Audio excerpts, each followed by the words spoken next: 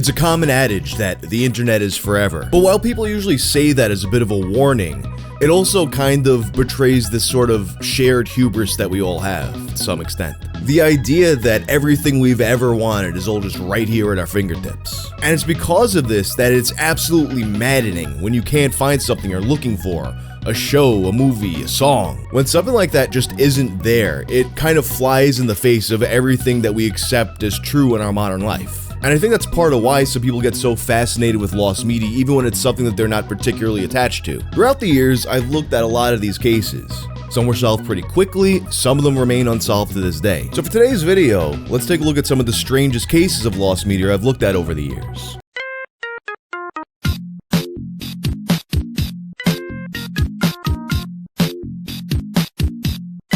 This video is sponsored by Fume. Sometimes you wind up at a party or a show or a bar and your friends want to go take a breather outside. Then you might wind up in this situation where you're kind of idle. You want to do something besides just stand around and chat. And a lot of times that's where bad habits that you might want to avoid come up. If you find yourself struggling with this situation, Fume might be for you. Fume is an award-winning flavored air device. It draws flavor to your mouth and helps you fill the void for some bad habits you may have. Just gives you something to reach for. There's no smoke or vapor. Nothing. This means you can use it anywhere. There's also no nicotine or any addictive substances. And its flavors are non-toxic. Fume continuously invests in third-party studies to ensure the safety of their products. There's also no batteries, you just control it with your own breath, you don't have to worry about charging it or anything. You can fidget with it and twist it and click it and pull it apart with the magnet and whatnot. And actually, as I pull that open, the cinnamon thing that I got inside there smells really nice.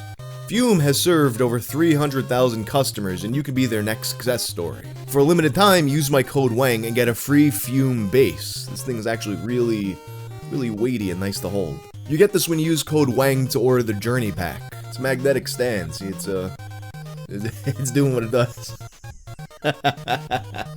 Just head to tryfume.com, that's tryfum.com, and use code WANG or scan the QR code on the screen. You'll get your free Fume base when you order the Journey Pack today.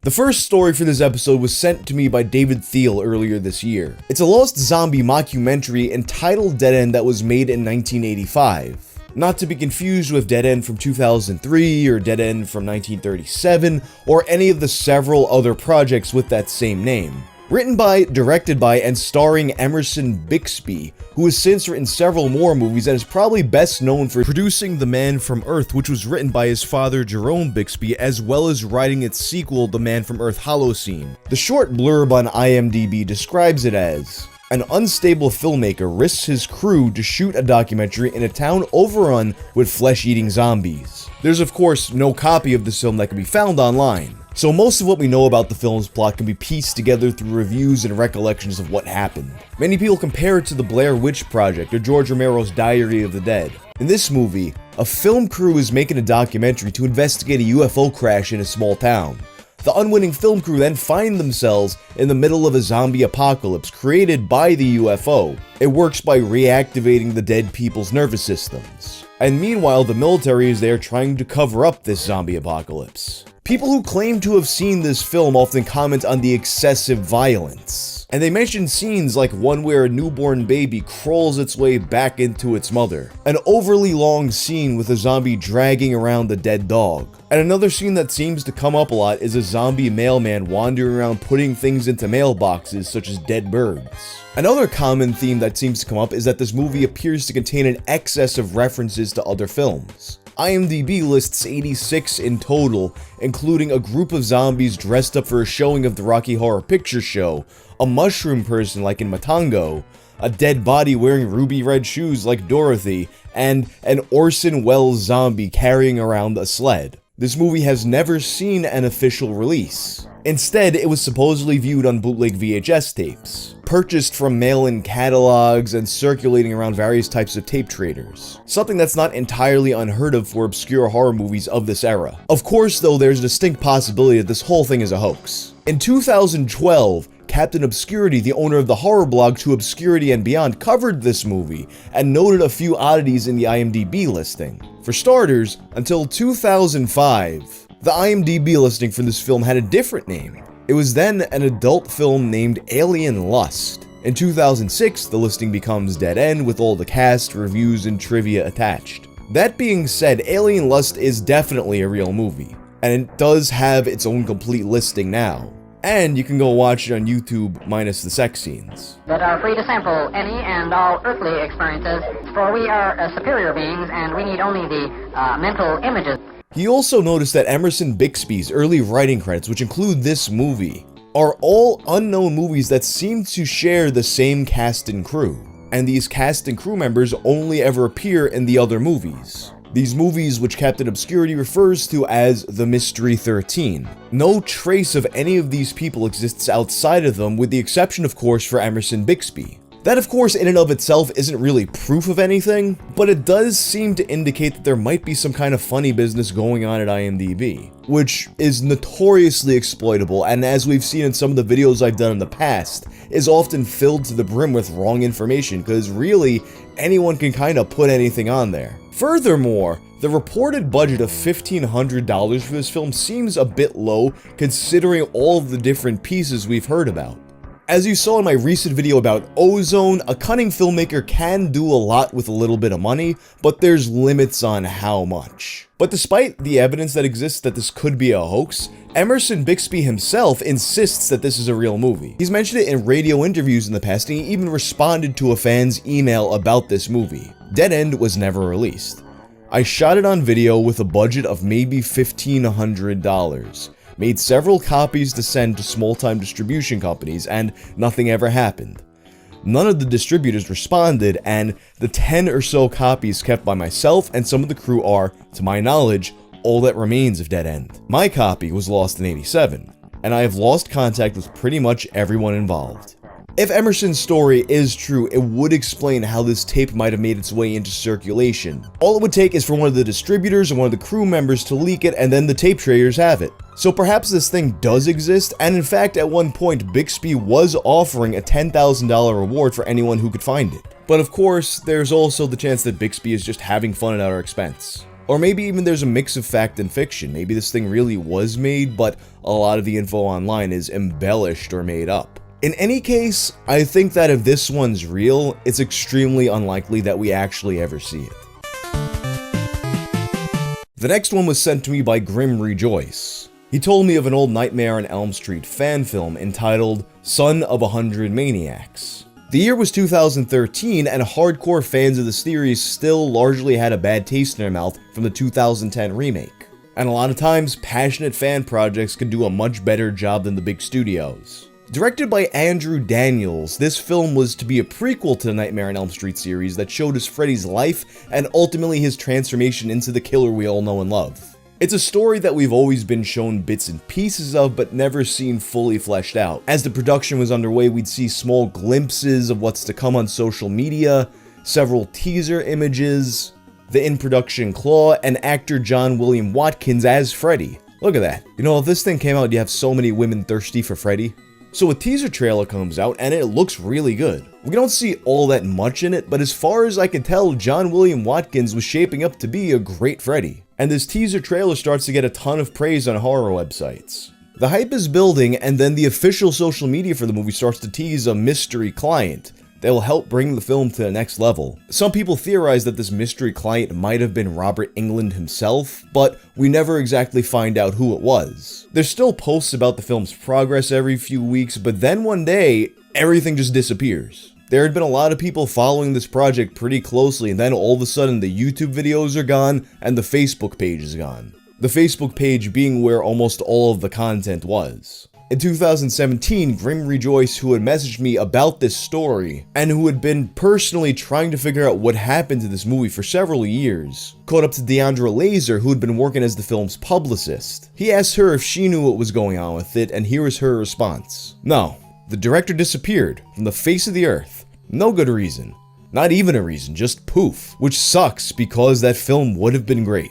Perhaps the most information about what happened to this film can be garnered from Travis of Crew Gear, the designer of the claw used in the film. In the video he released in 2014, he speaks a bit about the production of the claw and the film itself, and he also talks about the production's end. We decide what we can do and what we can't do, and for whatever reason he decided, I don't even know what his decision was. All I know is that the production went quiet. So I extricated myself from it until he was ready to proceed.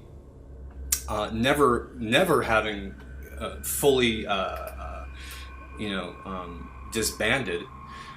But I never got an answer to that. So as far as I know, the production is dead. He goes on to show behind-the-scenes footage of the Claw and mentions that there was more never-seen footage for the film, and that ultimately, Andrew was hoping to use the footage that existed to drum up support and raise money to shoot the real movie. A relatively common practice in indie filmmaking, and one that, seeing how enthusiastic both the fans and the crew were, probably one that would have succeeded.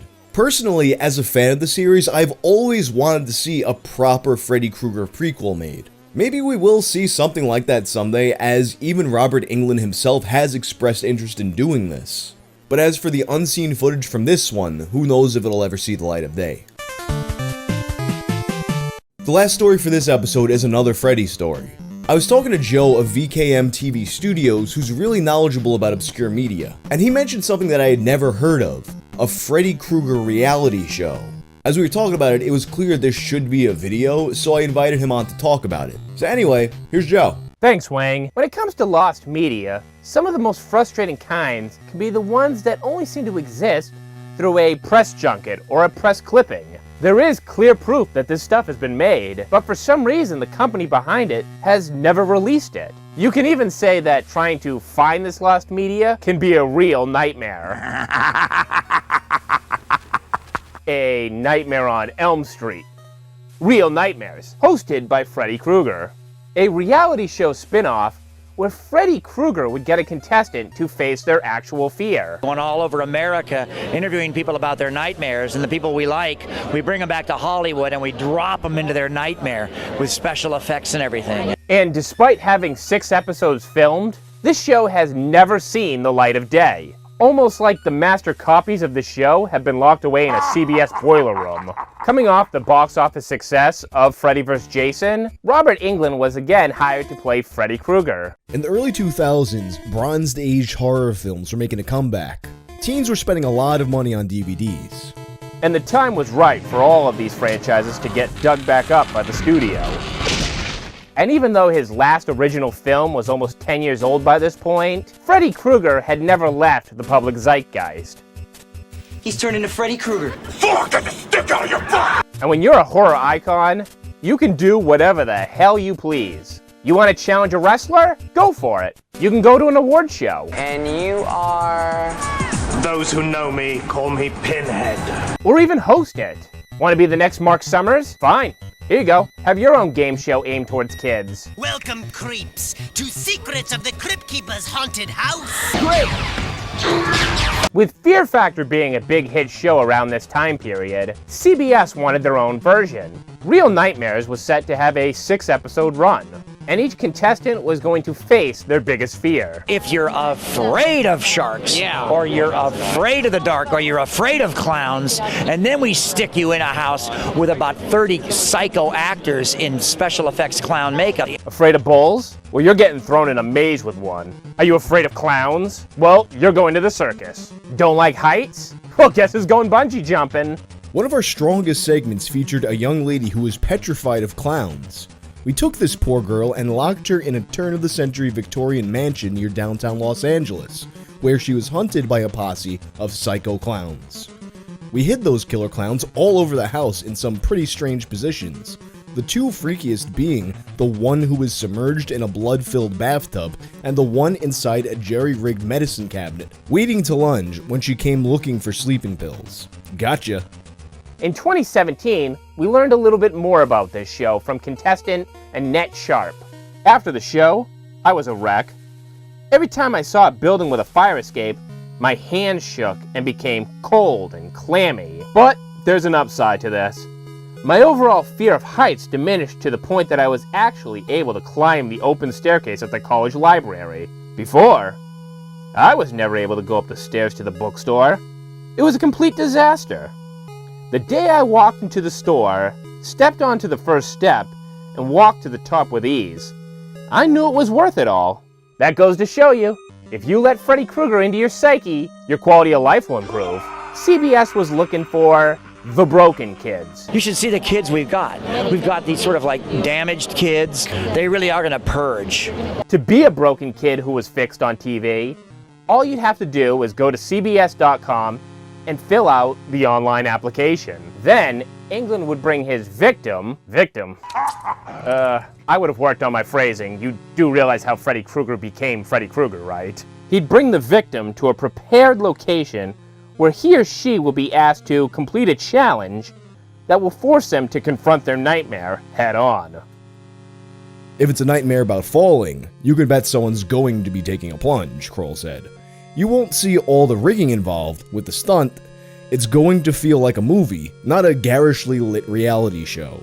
The show's look was going to be created by Academy Award-winning visual effects artist Peter Curran, with films like, I don't know, Star Wars, RoboCop, Beetlejuice, Ghostbusters 2, and the cinematic classic Delta Farce. And Larry the Cable Guy. Let's get her done. Delta Farce. Honestly, the idea of scaring somebody but with a cinematic flair, that kind of sounds like Scare PewDiePie, which is another show with episodes rotting in a vault somewhere. One of the reasons why this show was even created was for Robert Englund to bide his time while they were attempting to clear the legal issues and get Freddy vs. Jason vs. Ash made. So does Freddy or Jason, does one of them die in the movie? Does one die at the end? Which one dies at the end? It's gonna be a sequel. They're fighting over the script right now, but the way it looks, it's going to be Freddy and Jason versus Ash, Bruce Campbell from the Evil Dead movies by Sam Spider-Man Raimi. And if for some reason they couldn't get Ash from Evil Dead, they were also toying with the idea of getting Michael Myers. We would do a period movie with Jamie Lee Curtis as a sort of Valium-addicted mom with a goth daughter. And they move away, and guess where they move? Springwood, guess who's there? Freddy and Jason. Guess who comes to look for her? Michael Myers. This show wasn't even going to be the first time that Robert Englund hosted as Freddy Krueger. There's video coming up from ZZ Top. Going as far back as the weekly horror anthology series, Freddy's Nightmares. But the show starts to lose a bit of its appeal when you realize that Freddy Krueger isn't going to be in makeup, which is more like the show he does now, True Terror. I'm Robert Englund. Join me on a journey into the dark shadows of our nation's history. While Englund won't be donning his Freddy face for real nightmares, Kroll said the actor is an absolutely compelling personality, even in his own skin. He could be as scary out of makeup as he is in makeup, Kroll said, adding that real nightmares won't always take itself too seriously. We want it to be a highly entertaining, terrifying, and always unpredictable, but there's also a sense of fun around the nightmare movies, and we want to keep that, he said. Real Nightmares was set to be produced by New Line Television, with John Kroll as executive producer. John was coming off being a co-executive producer on The Amazing Race, and 33 episodes of Big Brother. And this show definitely didn't scare him off with working with famous horror icons, like Blade and Gordon Ramsay. The show was set to start airing in early 2005. Each episode supposedly was going to have 3 contestants all confronting a fear. Kroll said Englund will serve as a dark shrink, a Vincent Price type who will analyze their dreams. He'd come to your house, you'd tell him your biggest fear, and then he'd take you to go see some of his friends. According to this listing for IMDb, they were people like Jerry Buys as Psycho Madman, Ronald Walter Barker as Scary Hatchet Man, and Jerry Mathers as the Beaver. In the meantime, I'm busy at CBS right now hosting a new reality show, which I hope is going to go on in January. 2005 came and went with no real nightmares. It was quietly shelved, with some people speculating the reason was the legal risk of being sued for emotional distress by a contestant or something was too much for the studio to deal with. When pressed for an answer on why CBS passed on the show, Robert Englund played pretty coy, telling NightmareOnElmStreetFilms.com that CBS had enough hits. Have enough hits? You can never have enough hits. In both television and film, networks and studios tend to stick with a concept or format that's already proven to be a winner. Every new product is a gamble. That sometimes means that a more original project gets shelved. Come on, CBS. Don't treat my man Freddy Krueger like he's some sort of Sharp-Hand Joe, some Nightmare Fetty, some Christian Okoye. What? You don't know about the Nigerian Nightmare? Do the right thing, Paramount. I want to see those 6 episodes. Today I have 3 more Lost Media stories that you guys submitted, a trio of games. First we've got a Howie Mandel game, an old one from back before he was happy-go-lucky Lex Luthor and more of goth Jerry Seinfeld. We've got a Myst-like point-and-click game called Noah's Ark. And we've also got a Snake-like game that may or may not be called Ibid, we're not really sure. And of course, remember, if you have a story that you want me to cover for this series, send an email to wanglostmedia@gmail.com.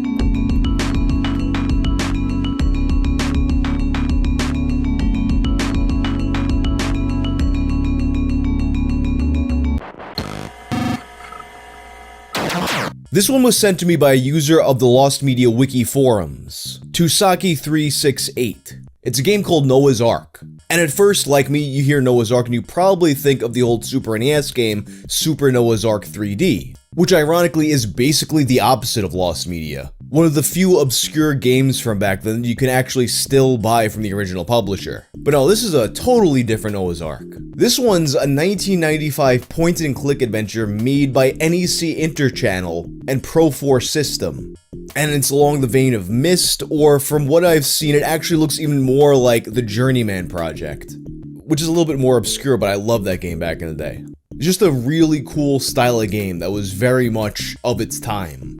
In Tusaki368's original post on the forums, he mentions that he had first read about the game on 4chan's X-board, which they were discussing the game having something to do with reptilians or the Illuminati. You know, standard X fare. And of course, this being X, the whole thing might have been some kind of a hoax. But archive links of the official site for this game were posted in both Japanese and English.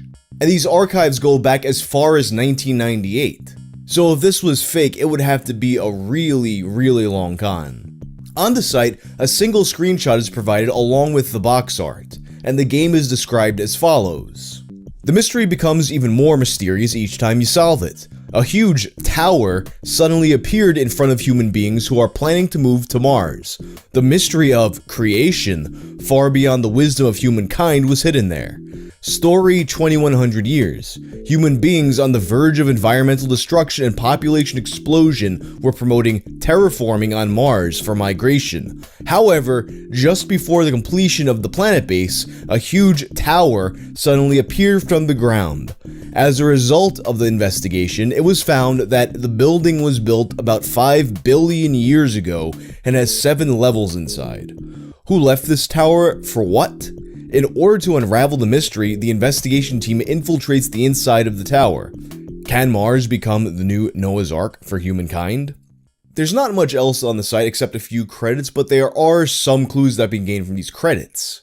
In particular, 2 names. Kenichi Shigeto, who is the game's artist, and Kazuhiro Nishimatsu, who is the game's composer. Although neither man has the game listed in their credits online, both of them do have a number of video games under their belts. Another poster, Peachy Keen, found a Japanese Yahoo auctions listing for the game, which was sold for a mere 1,000 yen a few months prior, basically like 10 bucks. To which Tusaki lamented that he had known about the game at this time, just didn't see the auction or he would have bought it immediately. In any case, the listing did have better pictures of the game's box and its contents, which had more screenshots than what was on the game's site. Another user, Tomato Pasta, began to look into the developer Pro4 System, but found little to no information about them except for a few games made between 1995 and 1996. These games graphically resemble Noah's Ark a lot, and they include this weird wrestling game called Wrestling Life. On a Japanese website, 4gamer.net, one of the writers was on a search of his own for this game. Life Wrestling, the song of professional wrestling, or something to that effect.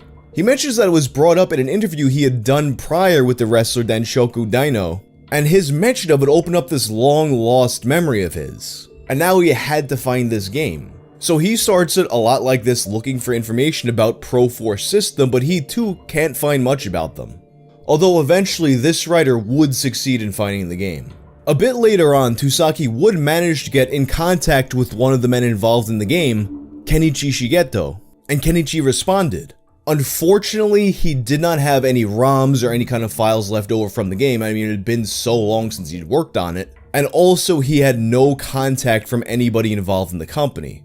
Which makes a lot of sense because it seems like everyone who worked for this company was just temporarily contracted. Meanwhile, Tomato Pasta went through several magazine scans and even reconstructed the Pro 4 system logo in an attempt to reverse image search and find something. Although they found that there was a ton of NEC coverage in PC Engine Fan, none of this led to securing a copy of the game or finding any information about it. And this leads to Tsusaki emailing me about it for this series. I'm confident in saying that this game probably definitely does exist. And I imagine that if I have viewers in Japan, they'll probably have a much easier time finding the game somehow. As seen by that auction that was just a few months ago, it definitely is in circulation somehow. But the language gap, combined with the fact that searching for something like Noah's Ark is kind of difficult. I mean, most searches for it will lead you to Bible stuff, and if you're looking for a Noah's Ark game, you're probably going to find Noah's Ark 3D. But I love these kinds of games, so I'm really curious to see how this one was. The educational video games we grew up with always have a very special nostalgic place in our hearts. I remember several years back, I was at a friend's house and we were playing Halo. This is how long ago, like Halo 1 was the newest Halo, and we'll all have our Xboxes land, playing Halo at this guy's house. We take a break to get something to eat, and my friends are like, hey, do you remember Gertrude's Secrets, which was this game we used to play at school on the Commodore computers they had. We spent a bunch of time trying to find Gertrude's Secrets, getting to work, and we're all there playing the stupid goose, playing math and fucking reading games. It was not a good game. Halo was much better, but, you know, it was still cool to see that fragment of your childhood once again. And that brings me to a message I received from someone named Space Ghost. Space Ghost asked me for help finding a childhood game named Little Howie's Great Reading Adventure, starring one Howie Mandel. Now, it seems to me like a lot of people, when they think of Howie Mandel, I guess they imagine him being this guy who just materialized into existence in 2003 with Deal or No Deal. I mean, my mind was blown when I played Warzone with Mutahar and Critical and Hugbees, and none of them had ever heard of Bobby's World. On campus, Bobby Generic. Who is this Bobby Generic? Is this like you don't know Bobby teaching aid? No. You never watched Bobby's World? I can't. So neither of you guys know Bobby's World. No, I know of it. What the fuck is Bobby's World? You don't know Bobby's World either? What the fuck? What the fuck? How do people not know Bobby's World? That was wild to me. Hopefully you guys know what Bobby's World is. But on some level, it does make sense to not make the Howie Mandel connection, because at some point he kind of reappears with his bald head looking like a totally new guy. But believe me, Howie Mandel was a force in the 90s. Bobby's World was very successful, ran from 1992 to 1998, had a Super NES game, tons of merchandise, and in the middle of the Bobby's World run, Howie Mandel has something else going on, the Little Howie series.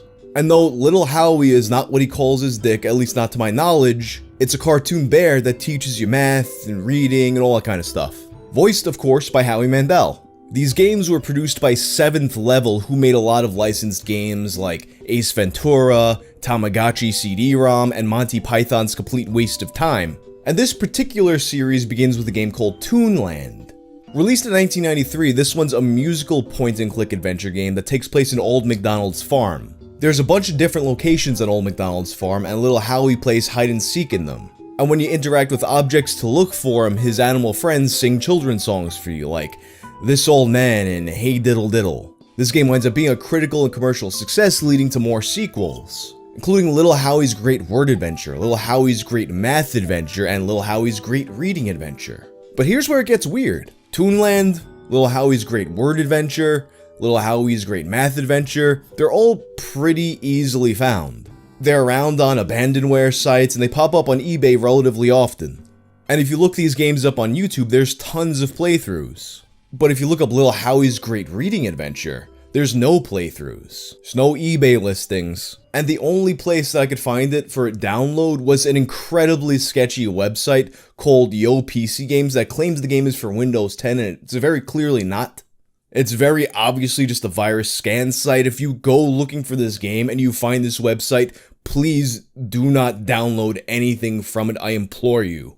Something else to note is an r/lost media post by user DuckNeither about this game. In it, he mentioned that as a child he had Great Word Adventure, Math Adventure, and Toonland, but he did not have Great Reading Adventure. And not only that, didn't remember any mention of it at all in any of the advertising materials that came with the games.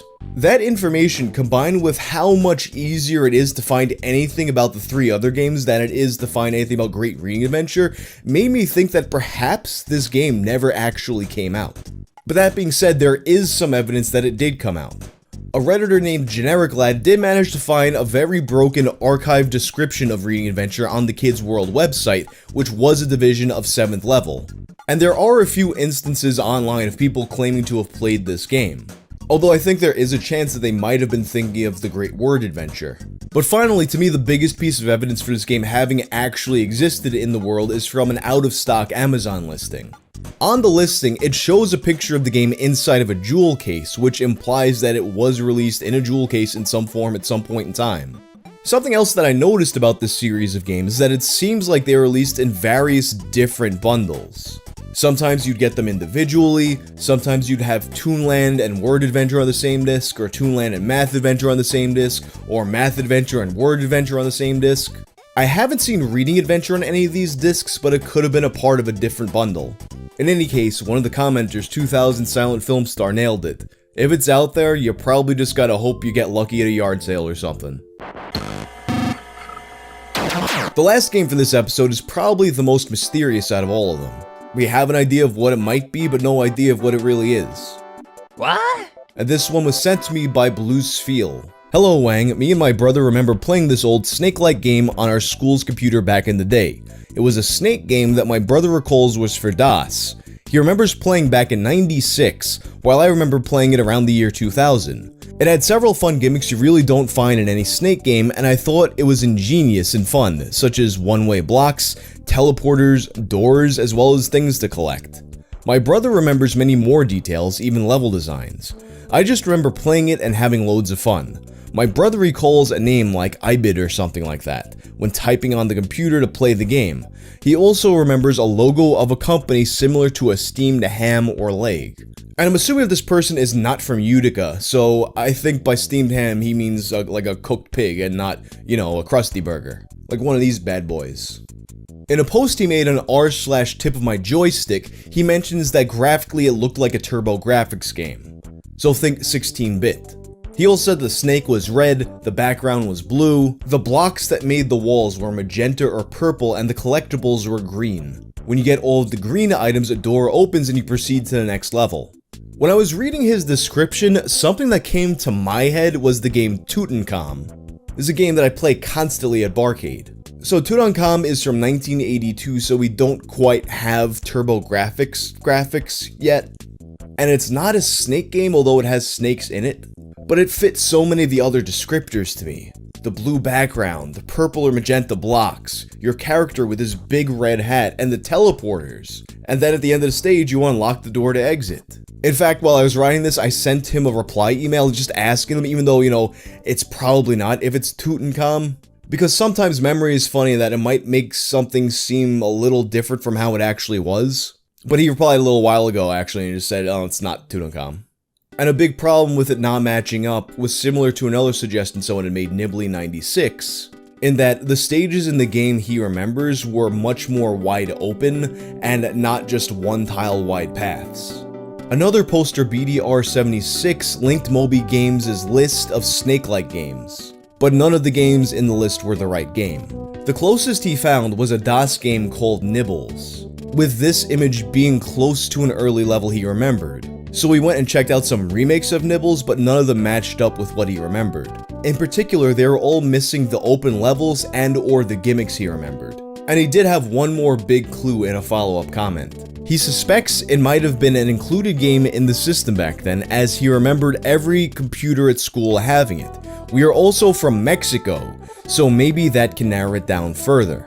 So this was a game that was commonly found in computers at schools in Mexico. And once again, remember the time frame between 96 and 2000. It doesn't necessarily mean that the game is from Mexico, but at the very least you have this school where every computer had this game. And I would imagine that many schools would be using the same computers, so it was probably in a lot of schools in Mexico. So if any of you are watching from Mexico, let me know if this jogs something in your memory. In his email to me, Bluesfield noted that he's now a game designer himself, and a lot of what he remembers from this game helped to inspire his design philosophy.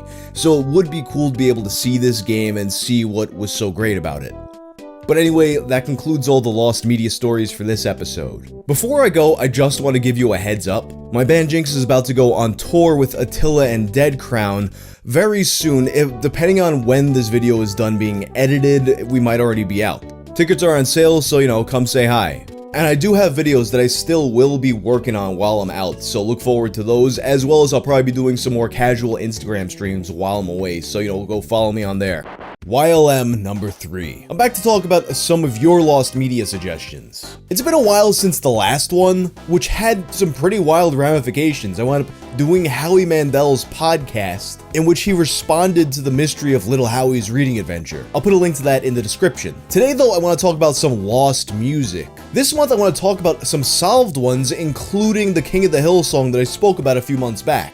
And I've also got a new metal song and a song that one of you guys sang for me. And of course, if you have any lost media suggestions of your own, please send me an email to wanglostmedia@gmail.com. Anyway, let's get to it.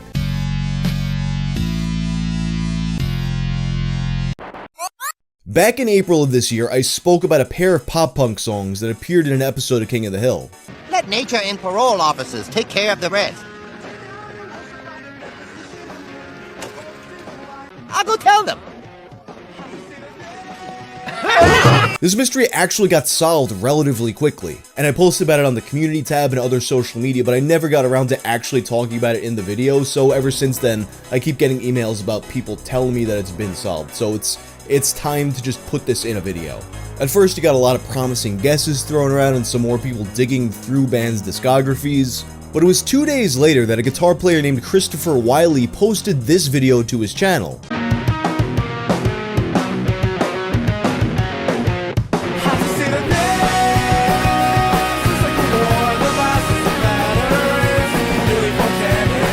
A video where he plays along to the track, which he names as Veterans of Foreign Film. It's only a 13-second clip, but it's obviously a much clearer sounding recording that we can hear in the King of the Hill episode, and it's also longer. So clearly this was pretty legit. And a few days later, on May 1st, the band named Measure would re-release their old EP that this came from, which included the other song that appeared in the episode, entitled Between Shadows and Silhouettes, as well as a third song entitled Keep the Change, You Filthy Animal. I'll put a link to the Bandcamp in the description so you guys can check it out yourselves. And Christopher also remarked on his YouTube channel, "Thank you for helping us be a part of something so wonderful and hilarious. It's not every day you find out the internet is attempting to unearth your work from more than a decade ago."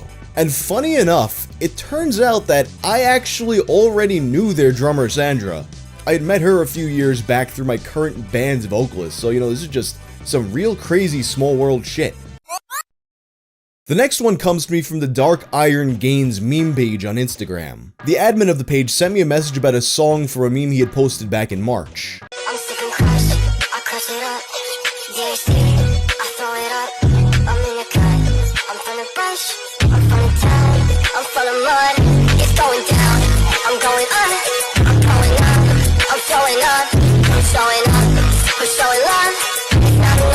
This is such a catchy song that it got stuck in my head as I was writing the script for this video. So clearly, not knowing what this is would drive you crazy. Like, the only way you're gonna hear this song, you gotta bookmark the meme and go back to it when you feel like listening to it. Which is exactly what quite a few people did.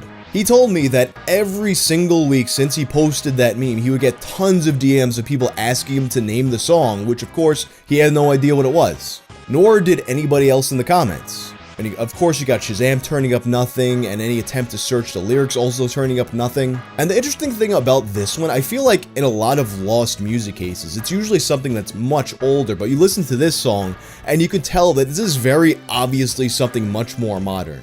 When I initially spoke to Dark Iron Gains about this song, I noted that I assumed this is probably something from an obscure artist that was on either SoundCloud or Bandcamp. And sure enough, between the time I started working on this topic and the time I made this video, someone dug it up. I'm not sure if he's the first person to actually identify it, but it is the earliest comment I see mentioning it, by Johnny Sloan identifying it as Crush Red Priest by CatScan on SoundCloud. I'll link that song in the description as well. Note though that this version of the song is the original slower, lower pitched version of it. The version from the meme is Night Chord, so if you want the fast version, I guess you could take this and speed it up yourself, or, you know, bookmark the meme still. This one comes to me from a viewer named John. The most mysterious nu metal song.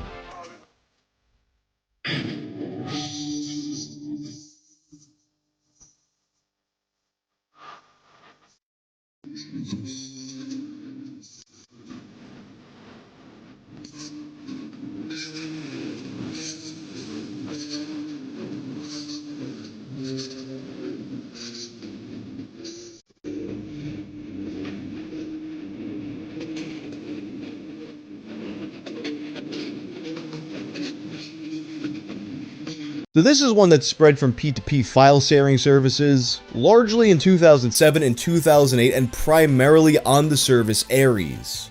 And it was commonly found with one of two names: Deftones White Trash Resident Evil, or Korn, Deftones, Slipknot, Limp Bizkit, Link Park, Rare. Man, you get all those huge nu metal bands on the same track together, that's gotta be the craziest collab of all time. So back in the P2P file sharing days, there was kind of a trick that smaller local bands would do to get noticed. You know, you put the name of your band and the song in parentheses, you're like, for fans of Slipknot, Limp Bizkit, Korn, or whatever bands you think people are going to be searching for that'll like your music.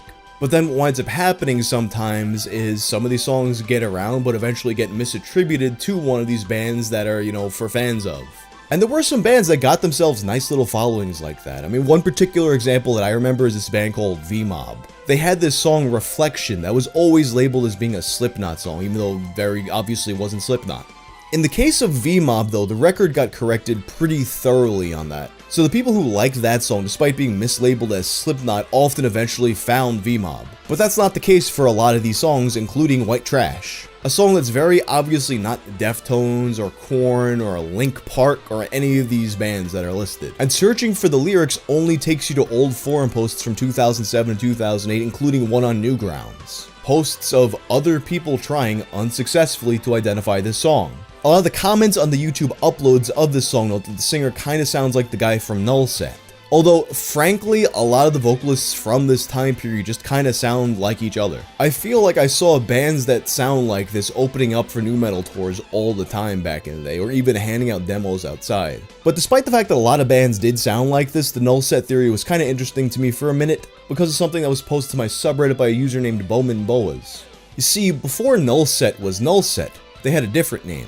Gangsta Bitch Barbie. Gangsta Bitch Barbie. Like, how do you not miss this period in time? We have to return. But Bowman's Bows was only able to find one track for the album that Nullset released as Gangsta Bitch Barbie, a track entitled Suplex Ninja, which of course was not the song. And hearing that track, the lead became a little less interesting to me because, in my opinion, the Gangsta Bitch Barbie recording was a lot more polished than whatever this White Trash song was. At the very least, in my opinion, there's no way it would have been from the same recording, and sure enough, I did manage to find the full album, and this song is not on there. In fact, as it turns out, Nullset has officially said that this is not them. There's not really much else in terms of leads for this song, although one thing of note, if you look at the comments on the YouTube uploads for this song, you'll find that most of the comments are in Spanish. That's because Ares, the service that this was usually found on, was more popular in the Spanish-speaking world. Therefore, if anybody throughout the years went on a quest to identify the song and they were actually successful, the odds are pretty good that they are a native Spanish speaker. As for the band itself, to me this sounds like this was most certainly a demo. I think the most likely scenario is that this band never got particularly big, and mislabeling themselves on file sharing services was an attempt to self-promote. This last song comes from one of my Patreon subscribers, Sir Tony. Hey, I have a kind of odd request. There's a song I know the chorus to and thought an artist of. I've tried searching the lyrics, the artist I thought it was by, tried asking r/find this song, I think that's the subname, and got 0 responses. There was a period of time 10-ish years ago when I was really into leaked unreleased track from my favorite artist. Found my favorite Big Time Rush song that way. Yes, I still love BTR at 24. The song I'm trying to find might have been unreleased/leaked, and that's why I can't find it. If I send you a clip of me singing the part I know, is there any way you could include it at the end of a video or something? It's driving me up a wall not being able to find this damn song. In Sir Tony's email, they added that the artist was possibly Jessica Mawboy or Christina DeBarge, but it did not turn up in any of their discographies. And here's the recording of Tony singing the song. There's this awkward silence, I'm trying to hide it. If you only knew that I'm slowly breaking. I hear our song on the radio, and I can't hardly breathe, because our song on the radio keeps reminding me how it used to be and what we were.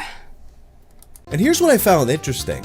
When I tried Googling some of the lyrics to this song, I wound up on a listing from 2009 on eLyricsWorld.com by a user named Sasha. It was labeled as being Christina DeBarge, song on the radio. And you look at the chorus for this song, and the part Tony is singing, it skips every other line, making me think there's some kind of call and response thing going on there, but the lyrics are matched up. This has to be the song.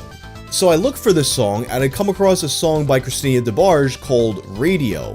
Not song on the radio like this one was labeled, and I listened to it, and it's a completely different song with completely different lyrics. So, Christina DeBarge puts out her first album in 2009, entitled Exposed. Does not contain a song entitled Song on the Radio, and that's all she releases until 2012. I thought that perhaps the lyrics might have simply been mislabeled, so I gave the whole album a listen, and nothing matches up. This song was just not on that album. And any search for a song on the radio by Christina DeBarge either leads me to the song radio or this very lyrics listing. And I assume Sir Tony came across this very same lead, which is why Christina DeBarge was a suspect at all. That being said, we do know a few things. The fact that a complete other person came up with these same lyrics tells me that this is most likely a real song that Sir Tony isn't misremembering or making up. And I also think it's very likely that in 2009 this person, Sasha, had misidentified the song as being by Christina DeBarge, and possibly even the song name. And honestly, I tried a bunch of different permutations of lyrics for the song and artist names and song titles, and I just can't seem to get anything. I'm coming up dry here, so let me know if you got anything. I've had a lot of people asking me to make more wrestling related content on the channel, and you're in luck, because I've also had a lot of wrestling lost media cases submitted to me the past few months. And for this episode of Your Lost Media, I have a lost Japanese WWE segment, a lost entrance theme, and artifacts of a long forgotten fan club. And remember, if you have a lost media story that you'd like me to look into, send it to wanglostmedia@.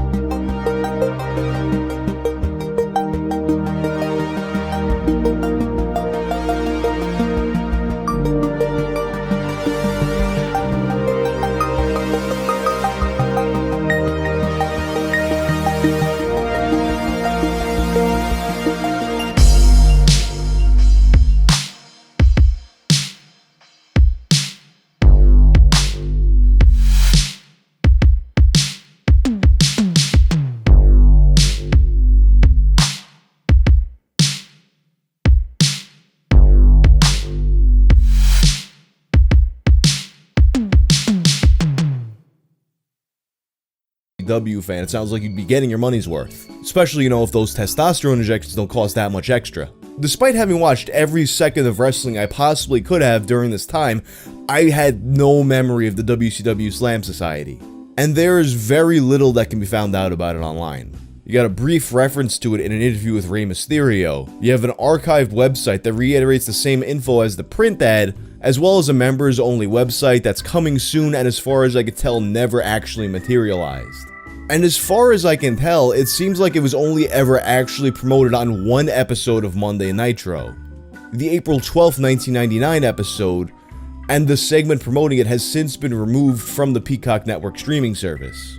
Some of the membership content definitely did get released, as we can see that there's people on Twitter who posted their membership cards. And at some point, a WrestleCrap commenter even found the members-only t-shirt on eBay, although the image is now broken. Incidentally, a WrestleCrap commenter found another disc. I got a CD in a 1999 edition of WCW magazine. It had the matches in a weird industrial virtual world with tall spikes that surrounded the outside of the ring. I want to check it out, but the videos use a weird video program that I haven't been able to get around. Judging by his description, this disc, which he also included an image of WCW Cyberring, probably used that same CGI content from the Slam Society. That being said, the Slam Society discs, I imagine, probably also used the same weird video program, so who knows if we'll ever get to see their contents again. The next one comes from Mark Hale. In Mark's email, he mentions that during his time as the admin of a Facebook wrestling group, he'd seen a lot of obscure images. But there is one in particular that he'd never been able to identify, and it actually become somewhat of a meme in the group. The image depicts a blonde, long-haired wrestler from behind browsing a selection of manga in Japan. Nobody could ever figure out what this was actually from, and it's bothered him ever since. The closest match to this image was a video from WWE 24/7, a shorty entitled Japan is Jericho. In the video, Chris Jericho visits a bunch of different locations like museums and stores during a WWE tour of Japan. Although Chris Jericho fits the look of the guy in this image, you never actually see this happen in the video. Another detail worth noting is that throughout the video, Chris Jericho wears a wool pea coat, whereas the person in the image is wearing a leather jacket, meaning that if it's from the same trip, it's most likely a different wrestler. And judging by his appearance, I have to agree that the guy in the screenshot is almost certainly Christian. And the WWE logo in the bottom corner tells me that this is most likely something that did air at some point.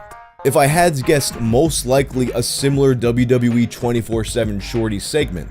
But as of now, none of this content is available on the Peacock Network or any official WWE source. What's been preserved of WWE 24/7 content is mostly just what people happen to save throughout the years, and no such video of Christian in Japan is surfaced. Perhaps there's someone watching this video who for some reason cataloged all the WWE 24/7 content throughout the years. Otherwise, perhaps this one is just lost to time or up to whenever WWE sees the need to re-upload it. This one was sent to me by Killname'em Saint, a rare Fit Finley theme song from 2008. So starting in 2006, Fit Finley had himself a little sidekick, Hornswoggle, formerly Little Bastard, a leprechaun who would help Fit Finley win matches. The pair separated when it's revealed that Hornswoggle is in fact Vince McMahon's illegitimate son, leaving them to go off on their own storylines for a period of time. During this period of time, Fit Finley is coming out to his theme song Lambeg.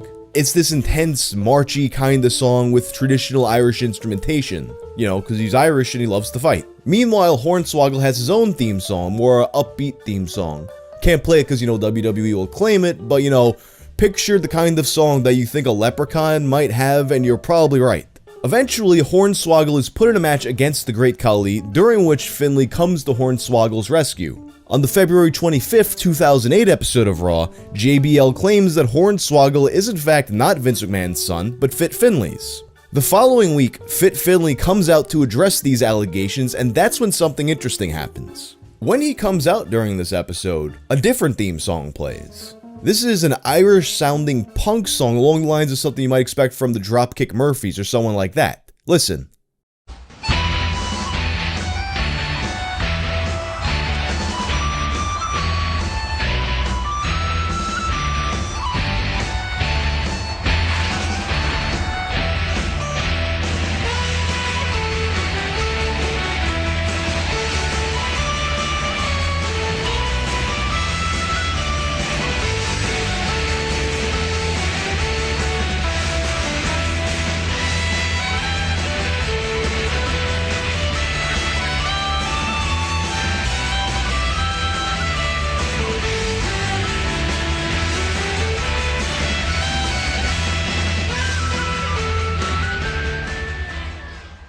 Finlay confirms that Hornswoggle is in fact his son, and at WrestleMania 24 he comes out to fight JBL using his old theme again, and then that theme is cut off by Hornswoggle's theme when he comes out to join him.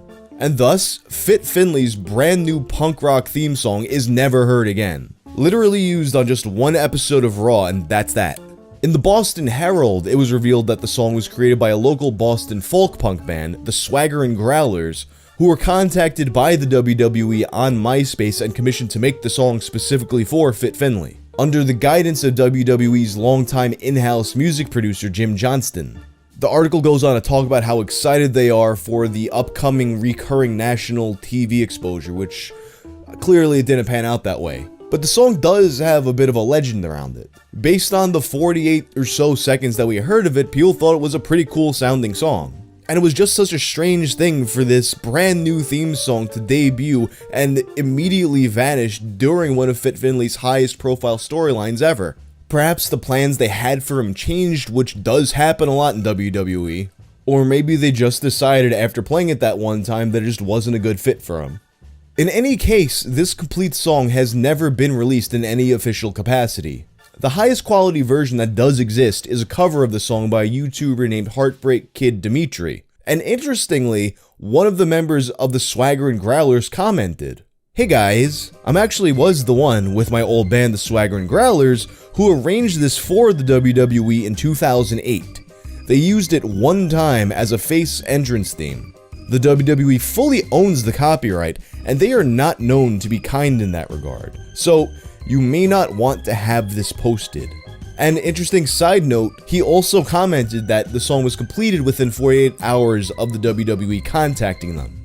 In any case, it seems like we're unlikely to actually hear the official full version of the song unless the WWE decides to release it one day.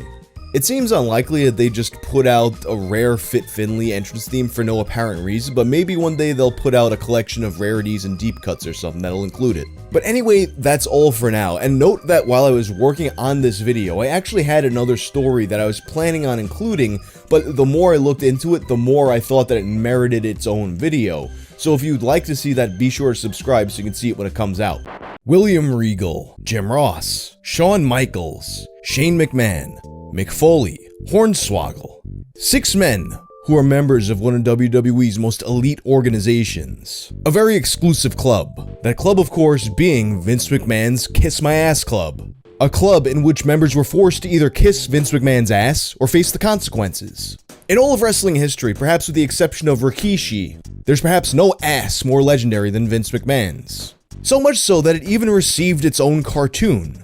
A short-lived series entitled Mr. McMahon's Kiss My Ass Club, the WWE's most valuable asset. This cartoon, which is now mostly lost, was the cause of the greatest lawsuit that the WWE has ever been involved in. So for today's episode of Tales from the Internet, let's take a look at the cartoon about Vince McMahon's ass.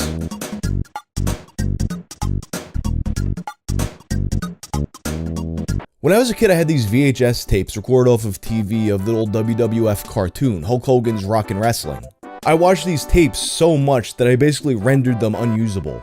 But I still constantly think back to that episode where they confuse Andre the Giant with a gorilla, so he goes to jail. Or the episode where Tainted Chili turns all the wrestlers into little kids. As goofy as wrestling can get, you can always push it a little bit further in animation. A tradition that's continued this day with Camp WWE and WWE's crossovers with Scooby-Doo and the Jetsons. But I only recently learned of an incredibly obscure, very short-lived WWE cartoon that completely dwarfs these in terms of the absolute absurdity.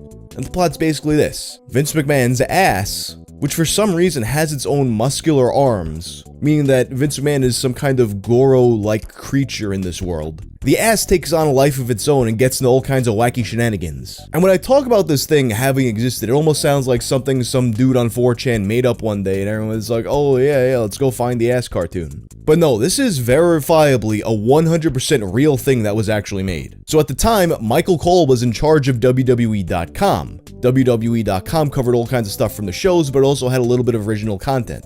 Lots of goofy, non-canonical exclusives that, would have a lot more creative liberties than the stuff that would actually play on TV.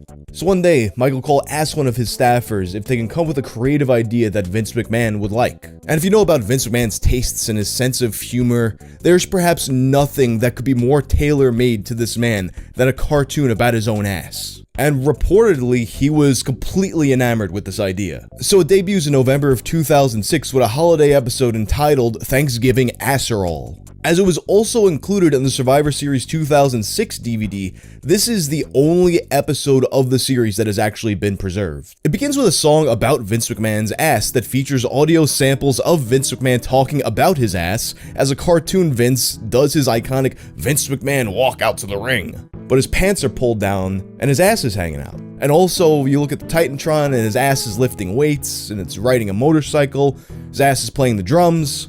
The plot of the episode is that Vince and some of the other wrestlers are celebrating Thanksgiving in the middle of the ring.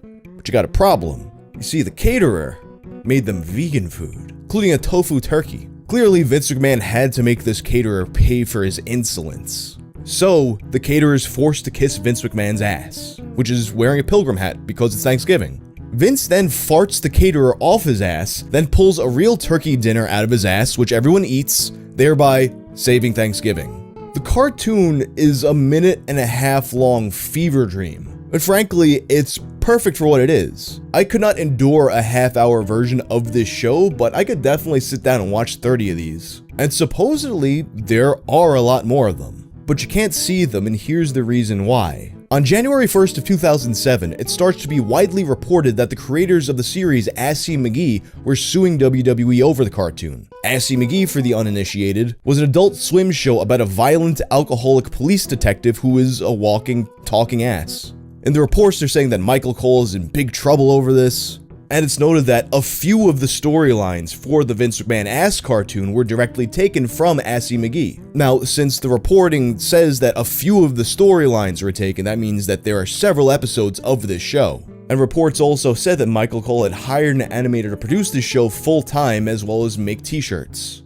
The narrative that this cartoon is lost because of the lawsuit is basically what pops up whenever you look for the show. Yet it doesn't make entirely too much sense to me. For starters, Assy McGee debuted on November 26th of 2006, but Vince McMahon's ass was being promoted as early as November 10th of 2006. Furthermore, the characters are completely different. Assy McGee is an entirely autonomous ass with a life of his own, whereas Vince McMahon's ass is still very much a part of Vince McMahon.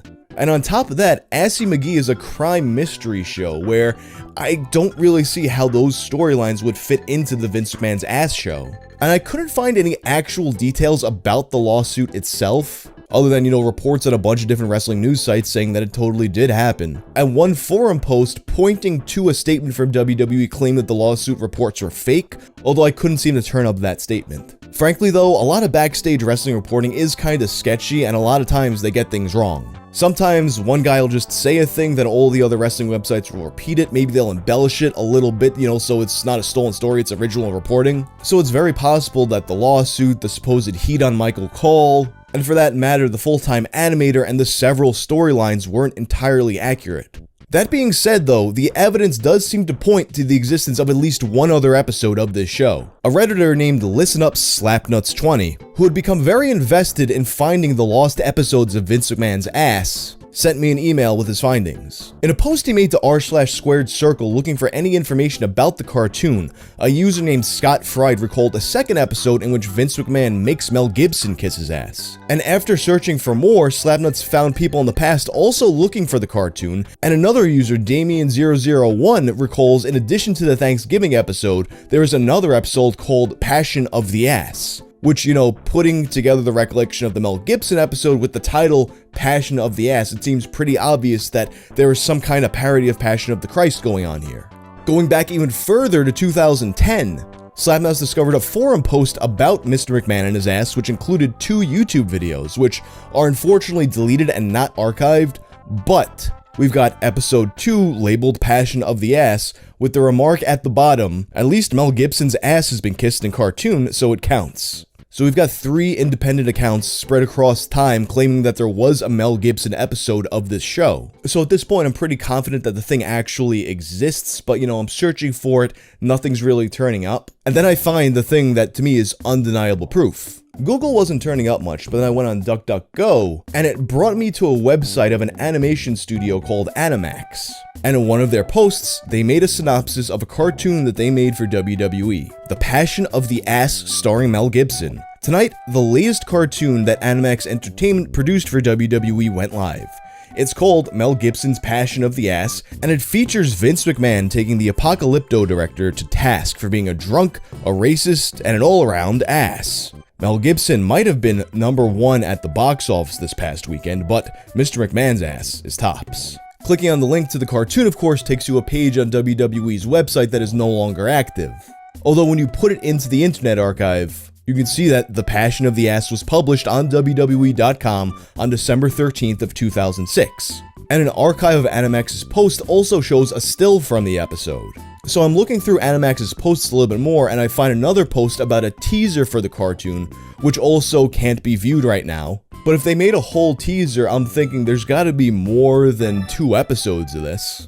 And then I find a post from Animax about the lawsuit that clears everything up. In their post, which likens wrestling news sites to the Weekly World News, they informed their readers that there actually was in fact a lawsuit happening. But they found it ridiculous for a lot of the reasons that I outlined earlier in the video. The show launched before Assy McGee did, and aside from them being 2 asses, the concepts of the shows are completely different. As they put it, while they are both asses, they are as different as Mickey Mouse and Mighty Mouse. But for the purpose of this video, the most important part of the post they made is this. They state that only 2 of the episodes have ever been released, but others are in the can.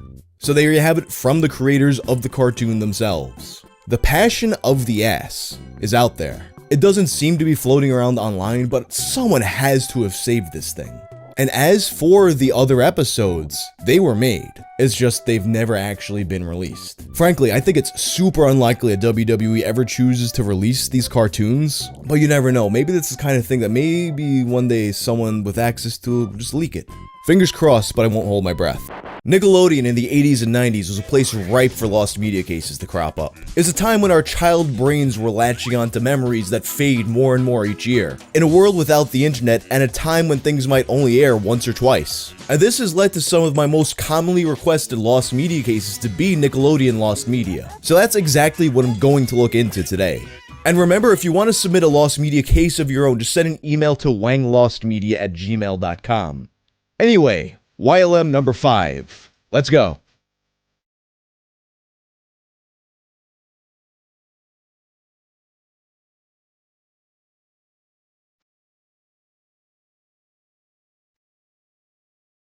This one was sent to me by Adam Plant, and I feel like it's one that I have a vague recollection of myself.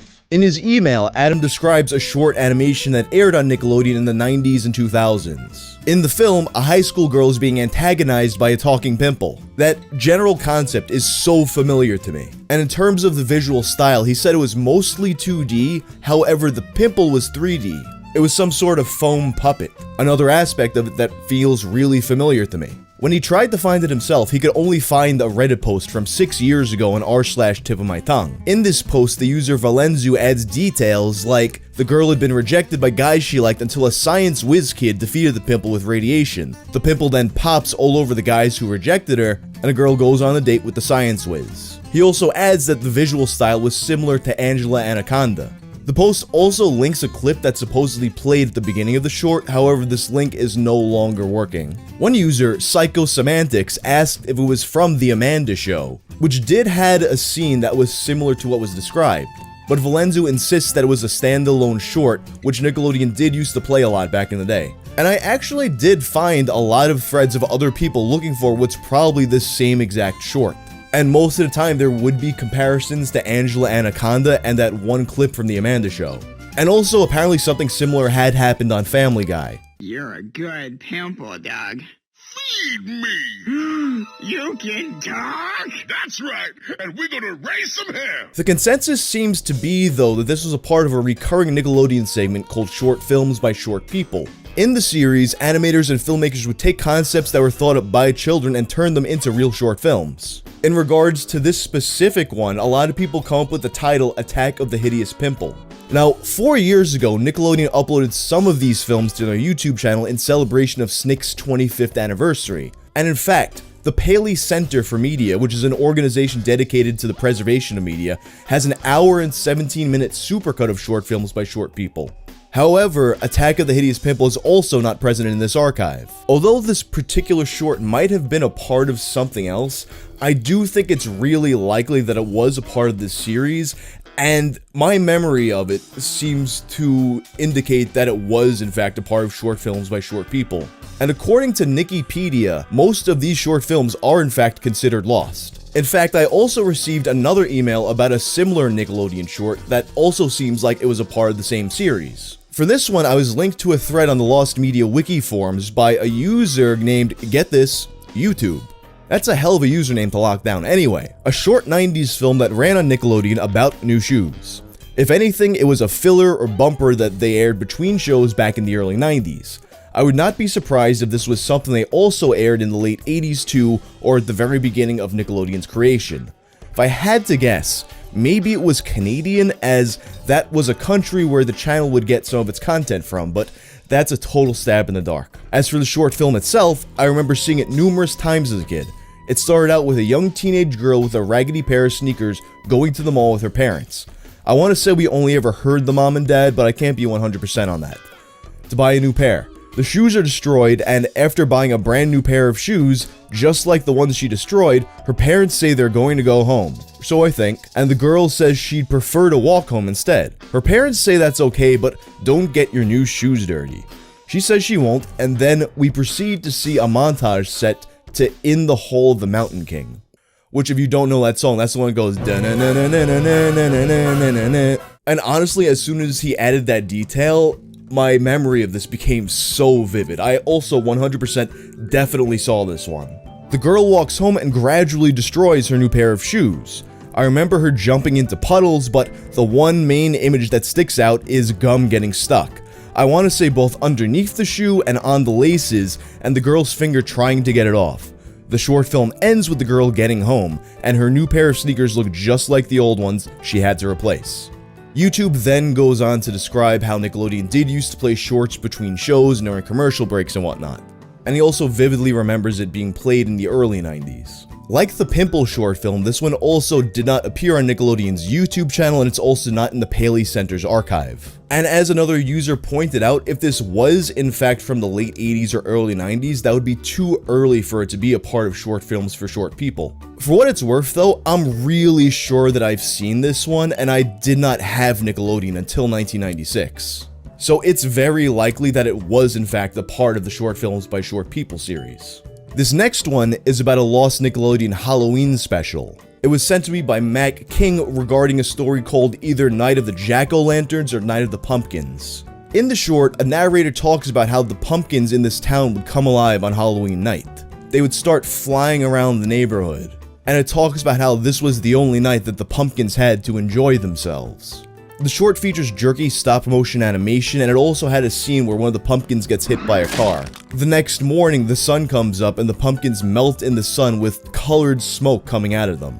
According to Mac, this special aired in 1988, around the same time as Mark Summers' Mystery Magic special. Although he was only 6 years old at the time, Mac's been replaying this film in his head for decades. Yet nobody he brings it up to seems to remember it. Since I didn't have Nickelodeon at the time, personally I don't remember it myself, and none of my searches for it seemed to turn up anything. Not even anybody else trying to find it. The only thing that can come to my head is that one Goosebumps book, Attack of the Jack-O-Lanterns. So I don't know, do any of you guys remember this one at all? Finally, we have a solved Lost Media case. This one comes from YLM number 2, the Lost Games episode. If you haven't watched that episode, I recommend watching it first, but the summary is there was this snake-like computer game found on school PCs in Mexico. It was essentially just like Snake, but there are more things like obstacles and whatnot. Well, although the original person who contacted me wasn't 100% on this name, it turns out that Ibid was in fact the real name of this game, and it is a real game. Several people actually managed to find this and emailed me, but the first email I get was from someone called Charles Brown. He linked me to a Hebrew website called oldgames.org. The game was created by Birkin Software, and the loose translation of the description is as follows. Everyone knows Snake, the mythical cell phone game. Fuck. Ibid is also a game from this genre. At Ibid, you get control of a nimble, tiny worm whose only desire in life is to locate and collect precious diamonds in its lap. Fuck! This game's hard. With each diamond collected, the end of the stage approaches, but at the same time, the worm's tail lengthens, making it difficult to maneuver in the field. Once the worms hit any object, whether it is one of the walls or its own tail, it is disqualified and must start the stage from the beginning. However, if for now Ibid sounds to you like any other routine Snake game, it is just because you have not yet seen the twist this game puts into the plot. Unlike the traditional Snake game, Ibid has a number of obstacles that should make maneuvering difficult in this game area, a little more complex. Starting from the second stage of the game, you will encounter stone walls, one-sided passages, tunnels, traffic lights, and other traps that will require you to think twice before aiming the worm in a certain direction. At the end of each stage, when you reach the required number of diamonds, a gate appears that takes the worm to the next stage. It also needs to be maneuvered just like a regular diamond. If you fail to accumulate the required number of diamonds and accidentally got stuck in some object during the stage, you'll have to start the stage from the beginning. Luckily for you, no matter how many times you have been disqualified, you will never return to the first stage, but will always start from the stage you were at. This detail may not sound so important right now, but after you play the game a bit, you will find that there are some stages that are so hard to go through that you will never want to go back to them again. You just have to eyeball it, there's no grid. The game can be downloaded or played directly in your browser from oldgames.org. And also, whenever this happens, I'm always a little suspicious that someone just kind of like made a fake website or a fake entry or something to try and make it after I've made the video about it, but I checked with the Internet Archive and this entry has in fact been there for several years. So it is in fact the real deal. What cracked this case, and it was a stupidly obvious thing too that I'm going to start doing that I hadn't been doing. So when you would search for this, any kind of thing you might be looking for relating to this, you would search for it on Google, this website would not pop up. The people who found it using DuckDuckGo. If I had to guess why this is, I think Google might have this particular website flagged as like a piracy thing or something like that, so it hides it from the results. So I guess the lesson is, when searching for lost media, DuckDuckGo is probably the better option. Anyway, before I go, I just wanted to note that just like in the wrestling episode, there were a few cases that you guys sent me that I think might merit their own dedicated video. So if you want to see those episodes when they come out, be sure to subscribe if you're not already. Back in September, I began this series, YLM, Your Lost Media, with an episode about lost horror movies. I was hoping to go as long as possible without repeating themes in the series, but I just got so many horror submissions that I found personally exciting that we just had to go back. So I think it's time to cover some more horror lost media, including a Lost Tales from the Crypt project, a Lost Robert Englund film, a movie from Brazil, as well as a solved case from a previous episode. And as always, if you have a topic that you'd like me to cover in this series, send an email to wanglostmedia@gmail.com. Anyway, episode 6. Let's get started.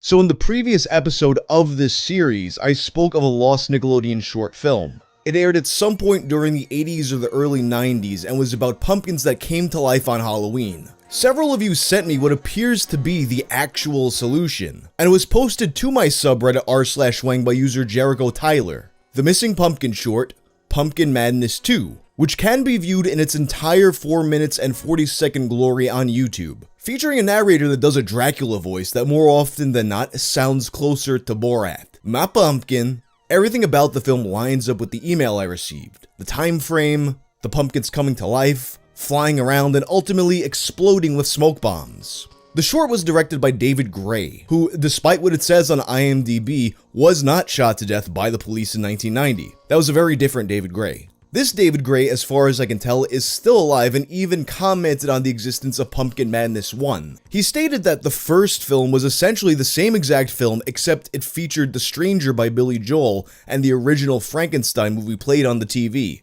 These edits had to be made because of copyright issues. I guess some things never change. Anyway, on to the first news story, Tales from Cryptville. Tales from the Crypt has been one of the greatest series in the history of horror since 1950. Spawning some of my own personal favorite moments in horror. Like the part in the Tales from the Crypt movie where an abusive caretaker is forced to navigate a maze that's lined with razor blades in the dark while he's chased by a hungry dog. Or the time in the TV series, which shamefully is not available to stream anywhere due to licensing issues, when Whoopi Goldberg decapitated a man with a machete. Unfortunately, since the end of the series in 1997, relatively little has happened with the property. Mostly just a few cancelled revivals, including one that was supposed to be helmed by M. Night Shyamalan. Well, an email from a biologist/writer named Spencer Bollettieri made me aware of another potential Tales from the Crypt series, Tales from Cryptville. It all begins with a proposed reboot of Inspector Gadget. Spencer starts to research the company behind the reboot, a production company named Cookie Jar Entertainment, when something else captures his attention even more. It's mentioned that they're working on a spin-off of Tales from the Crypt called Tales from Cryptville. Being a huge fan of Tales from the Crypt, this became Spencer's focus. But there wasn't a lot to be found with the exception of this teaser trailer. As far as I can tell, this movie was intended to function somewhat like the Scary Stories movie, where the world that the main characters exist in is used to present elements of the stories. To be honest, I wasn't really a fan of that approach, but nonetheless, this is an interesting Tales from the Crypt artifact. Spencer tried to dig up some information about the production and managed to find a 2009 Toto TV publication that references an event held for Tales from Cryptville, with several names attached. Spencer reached out to several of these people as well as Cookie Jar Entertainment and Wildbrain Entertainment, but he didn't manage to get a response from anybody. The only response from anybody related to this project on any level was from the Crypt Keeper himself, John Kassir. In a response to a tweet from Crypt Keeper 1225, he says, "Nah, it's gotta be a send-up or sizzle reel. I had nothing to do with it, except they lifted footage of my work. I'm positive our guys aren't involved either. Good for laughs." It's unknown how much of Tales from the Cryptville was actually filmed outside of what we see in the trailer, but chances are this was just some kind of pitch that never fully came to fruition. The next story was sent to me by a user of the Lost Media Wiki, That Gaming Asshole, a lost Robert Englund film entitled Webcam 3D. He described the movie as being about a group of friends who are chatting online when they realize they're being watched through their webcams.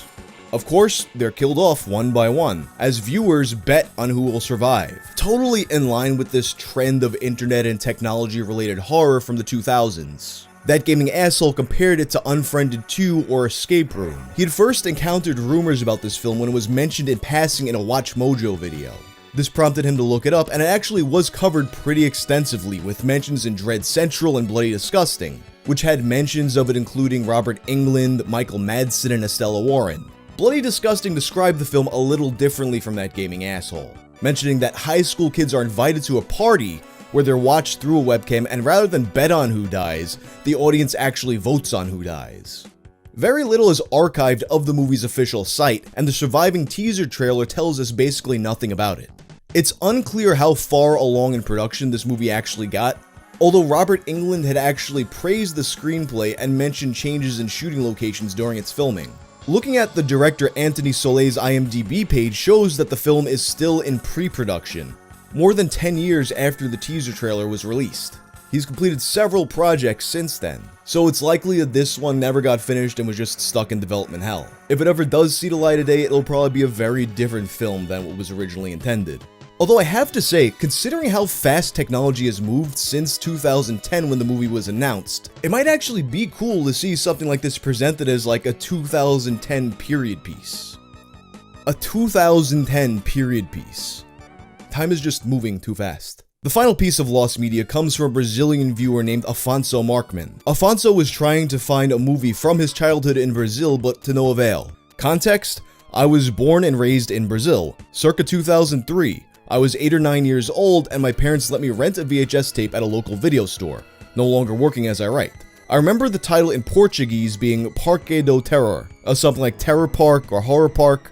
I have no recollection of the movie cover whatsoever, and the searches I made trying to find any variation of this name didn't really come up with anything. You got some music, YouTube gaming videos, an amusement park, but no movie. Although he couldn't recall how the box art looked, he did remember a few details from the movie. I'm sure it was dubbed, which means it was an international release here in Brazil. The protagonist was a young woman who found herself at an amusement park / fair in many different situations. I remember shots taking place in some rides and attractions, like a Hall of Mirrors and some kind of spooky ride with animatronics, or maybe it was a love tunnel. Anyway, these situations seem to be happening in the woman's dreams or seem to be some kind of hallucination. In all these visions, she sees a menacing man. I believe he wears clown makeup sometimes, and sometimes tries to reach him and other times runs away from him. Finally, he describes the ending, in which the woman is being held down by the mysterious man. She manages to get a gun against his head and shoots him at point-blank range. This results in her getting splashed with tons of bright red blood. He describes it as if someone had taken a bucket of blood and threw it in her face. And that's basically all there is to this one. Because of it being dubbed, it's likely that the movie didn't actually originate from Brazil, and the description of the movie makes me think it might have been a straight-to-video release. Although, there isn't much popping up in searches for this movie, I do think it's likely that we could find this one. It's likely that someone watching this video simply remembers it, probably based on that ending scene. But anyway, that's all for now. With endless amounts of toys, comics, movies, video games, TV shows, whatever you can think of, Batman is one of the most prolific properties in all of human history. And with all this stuff getting made, that means there's tons of it that gets lost, falls from the cracks, or never gets finished. So for this episode of Your Lost Media, let's take a look at some Batman lost media, including a strange NES console, a lost movie from the Philippines, and a bizarre edit to Static Shock, as well as another solved case from a previous episode. Episode 7, let's go.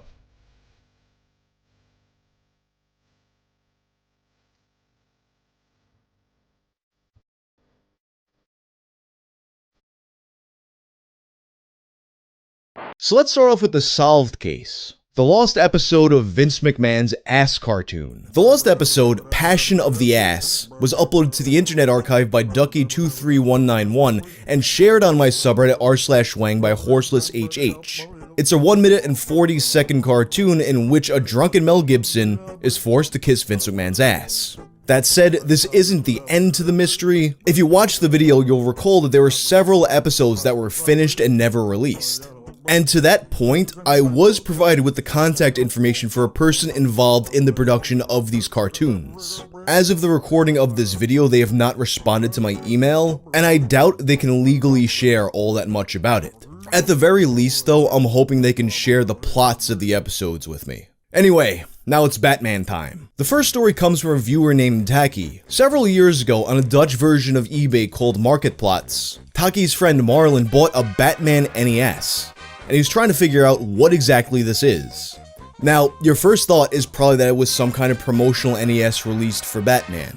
I mean, in this period in time, we have the Michael Keaton movies, Batman is huge. Why wouldn't they release something like this, along the lines of, if you remember, the Nintendo 64 Pikachu edition? But the thing is, those kinds of promotional tie-ins were a lot more common later on. Not so much during the NES era. I'd never heard of a Batman NES being made, nor really any other special modified Nintendo Entertainment Systems. Nor could I find evidence of it ever having actually existed. On the underside of the system, you see the date 1985, which is of course the year the NES actually came out. I'd think that if this were an official special edition, there would be something on it to indicate that date as well. With the first NES Batman game coming out in 1990 and Return of the Joker in 1992. It's also worth noting that both of these games were published and developed by Sunsoft. It's super unlikely that Nintendo would release special hardware for a third-party developer's game. To me, it seems pretty likely that this was just a custom someone made and wound up selling online.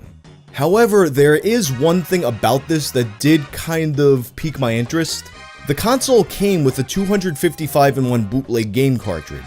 And it opened me up to the interesting possibility that perhaps there was a bootleg company that sold Batman NES systems. I still think the custom explanation is the most likely one, but perhaps one of you knows something about the existence of Batman bootleg consoles. Continuing the theme of bootleg stuff, I have a submission from Mike Glogovac. Batman fights Dracula. If the concept of Batman vs. Dracula seems familiar, it's probably not because you remember this movie. Rather, they actually have crossed paths a few times in official Batman media.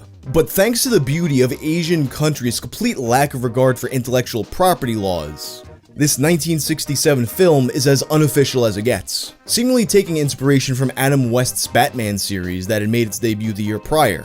According to translated newspaper articles, the movie tells the story of a mad scientist named Dr. Zorba, whose evil plans are constantly thwarted by Filipino Batman, who for some reason has a bootleg Air Jordan logo on his chest. So Dr. Zorba comes up with a plan to defeat Batman once and for all: resurrect Dracula, make him even more powerful, and use the power of mad science to control him.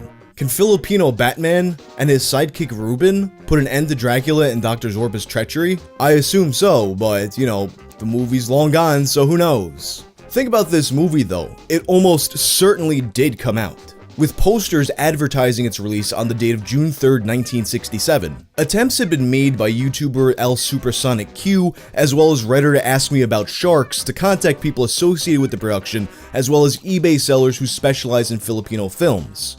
Of course, of the few people who did respond, none of them had any idea where you could possibly get a hold of this film. And something to note with this film, sometimes people will find some footage and think, oh, I found Batman Fights Dracula, when in fact it's actually footage from a similar Filipino film released a year before, called James Batman, and it's an unofficial crossover between Batman and James Bond.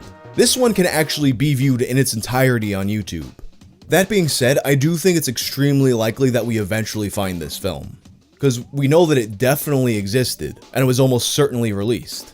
A lot of the problem with finding it is just the language barrier stifling the search. So, you know, if I have any Filipino viewers who happen to have older family members that might know about this film, see what they think about it. Finally, we have a story from Dennis Lobanok regarding Static Shock. Static Shock, for the uninitiated, was a cartoon that debuted in 2000 based on DC hero Static, but adapted for a younger teen audience. Although I don't remember a lot of the finer details about it, I do remember liking the show a lot when it was on TV. Think about Static Shock, even though it was made by DC, it was originally intended to just be a part of its own little world. By season 2, however, it becomes an official part of the DC animated universe. That includes Batman the Animated Series, Superman, New Batman Adventures, and Batman Beyond. And here's where things get interesting. Because Static at first doesn't exist in the proper DC universe, things like Batman and Superman and all that exist to him in the way that exists to us, as fiction. And this is the crux of Dennis's email. In the 5th episode of Static Shock, entitled Playing My Song, one of the characters says the line, "Even Clark Kent has a day job." This makes sense, you know, if you're a person who's familiar with Superman through comic books and movies or whatever else. But if you're a person who exists in the same reality as Superman, how do you know that he's Clark Kent? It makes no sense. So, after Static becomes a part of Superman's reality in Season 2, every subsequent airing and release of this episode is edited to remove that line, allegedly. This could absolutely be some kind of Mandela effect type deal where the line's just being misremembered, but it stands to reason that if that line were there, it would be edited out to avoid any kind of conflict. And in the context of the episode, in which Virgil and Richie set up in an abandoned gas station for superhero business, and in which Virgil's father makes him get a job working at Burger Fool, the line would have absolutely made sense. Essentially, what it would take to dig this one up is for someone to have simply taped the first airing of this episode when it was on TV. Which I think is a pretty likely thing to have happened. At this point, we've had 5 episodes for people to decide whether or not they like the show, and people used to tape stuff they like all the time. The question is basically whether someone has held onto these tapes and if they see this video. But anyway, that's all for now. If you have a lost media story of your own that you'd like me to cover, please send an email to wanglostmedia@gmail.com. In the way that a damp towel on a bathroom floor is the perfect breeding ground for mushrooms, Adult Swim is the perfect breeding ground for lost media. Since 2001, they've been hitting you late at night at key moments of tiredness and/or inebriation with content that years later, you might not be sure if you vaguely remember it or just dreamed it. Fake commercials, redubs of old cartoons, bumpers that only aired a handful of times. So it stands to reason that there'd be a lot of stuff from Adult Swim that over the years people have unsuccessfully tried to dig up. A lot of it, they're not even really sure if they saw it on Adult Swim or if they even really saw it at all. So for this video, YLM number 8, let's take a look at some Adult Swim lost media.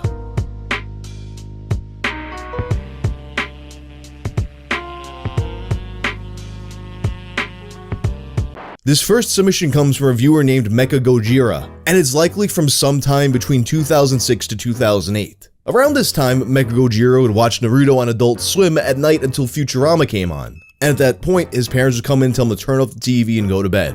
But there were some nights where he managed to stay up and watch Futurama without getting caught.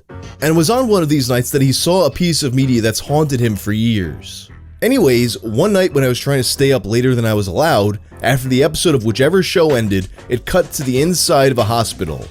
A doctor was looking at the camera and introduced the name of the show, and said that the hospital is special or something like that. Then, a man is wheeled past the camera and the doctor. It cuts to a delivery room, and the man acts like he is giving birth and is wheezing. The doctor/host looks at him, and talks the viewer through what is happening. Then, a green/yellow ball thing that looks like an alien shoots out from under the man's gown, as if this is his child. I think it then cuts to the doctor holding this mass, but this part I'm not sure of.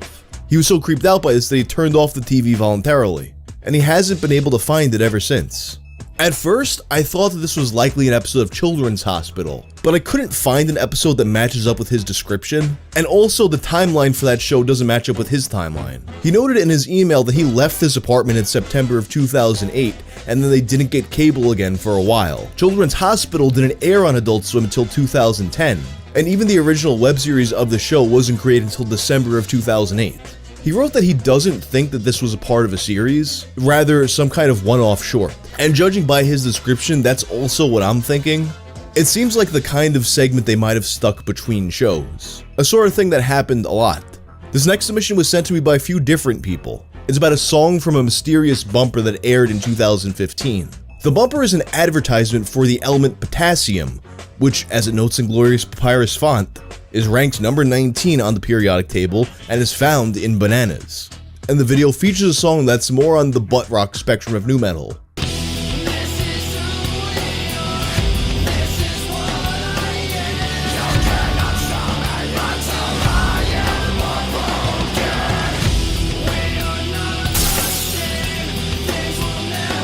Nobody seems to have any idea who this band is or knows where the rest of the song is. I tried running it through Shazam and nothing turned up, and none of the searches I did for any of the lyrics I could make out turned up anything. In the video, there's a booking contact to get potassium for kids' parties and weddings at the email address potassium69@yahoo.com. And this was a real email, as confirmed by my failed attempt at trying to make the email, but when I sent an email to it, it bounced back, so it's not working. One person in the Vimeo comments tried to contact Adult Swim about this years ago, but they didn't get any response. Personally, I have no clue what band this could be. And I was thinking, you know who might know?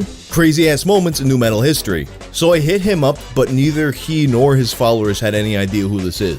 In all likelihood, I think this is a situation like that Lost King of the Hill song I covered a few years back, where it turned out that the song was made by a small obscure local band.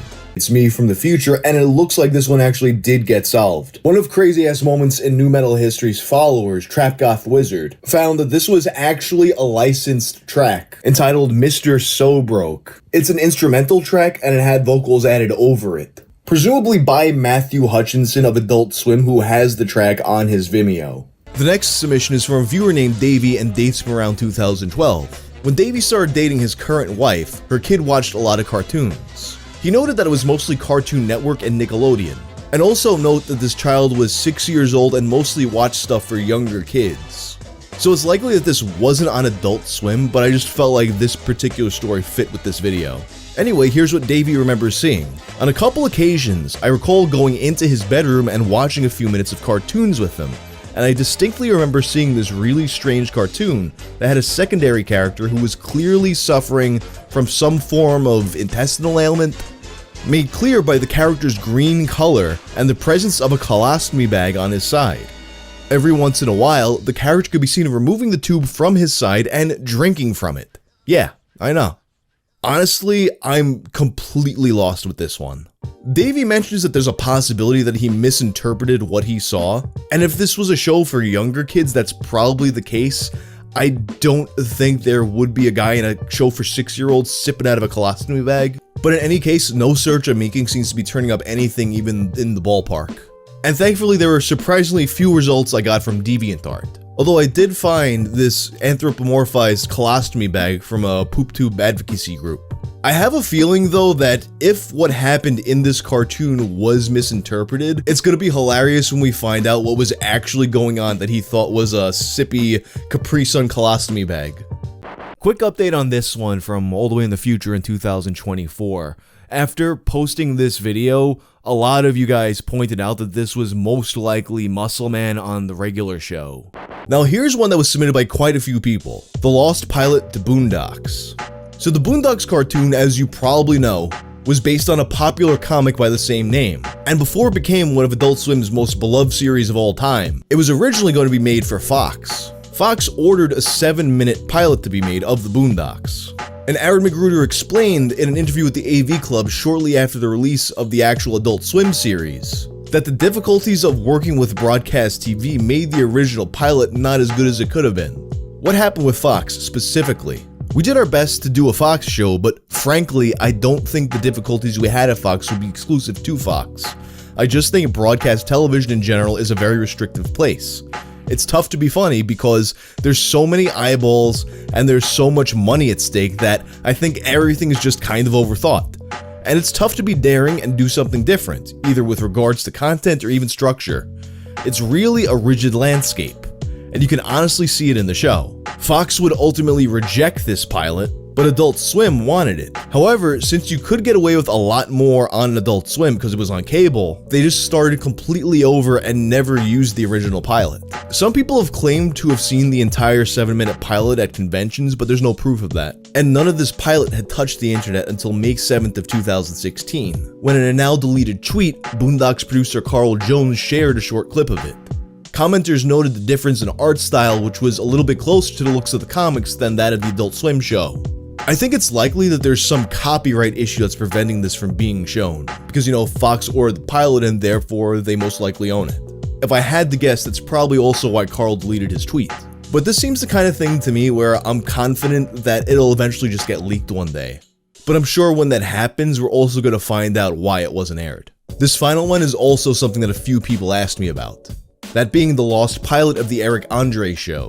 In an interview with The Laugh Button, Eric speaks about the development of the show. He had wanted to make something for a while, but he knew that his style of comedy was super visual and, as he describes it, a crazy stream of conscious. He knew that he would not be able to sell this with just a script. So he shot what he refers to as the 7-minute demo of the Eric Andre show. He's able to rent out an abandoned bodega in Brooklyn. And when that's all said and done, he doesn't have any money for it to be professionally edited, so he learns Final Cut Pro himself and does it. And at that point, he starts shopping it around, and it's getting rejected everywhere because companies don't really get the cheap look of it or anything like that. But Adult Swim understood what he was trying to do, and obviously they went and they bought the show. Since I started this speech, 17 people have died from pizza. Pizza safety isn't safe.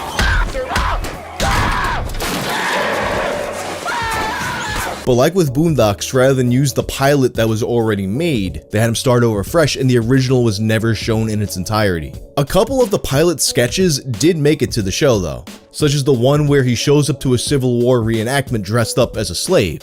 People also think that the interview with Russell Brand and the Hannibal's Kitchen segment were also possibly from the pilot, as evidenced by the cheaper looking set. An unreleased sketch from the demo was first shown on the Conan O'Brien show, where Eric is dressed up as Ronald McDonald and he shows up to a McDonald's. According to a commenter on Fandom, the entire demo used to be available on Vimeo, but it was eventually taken down.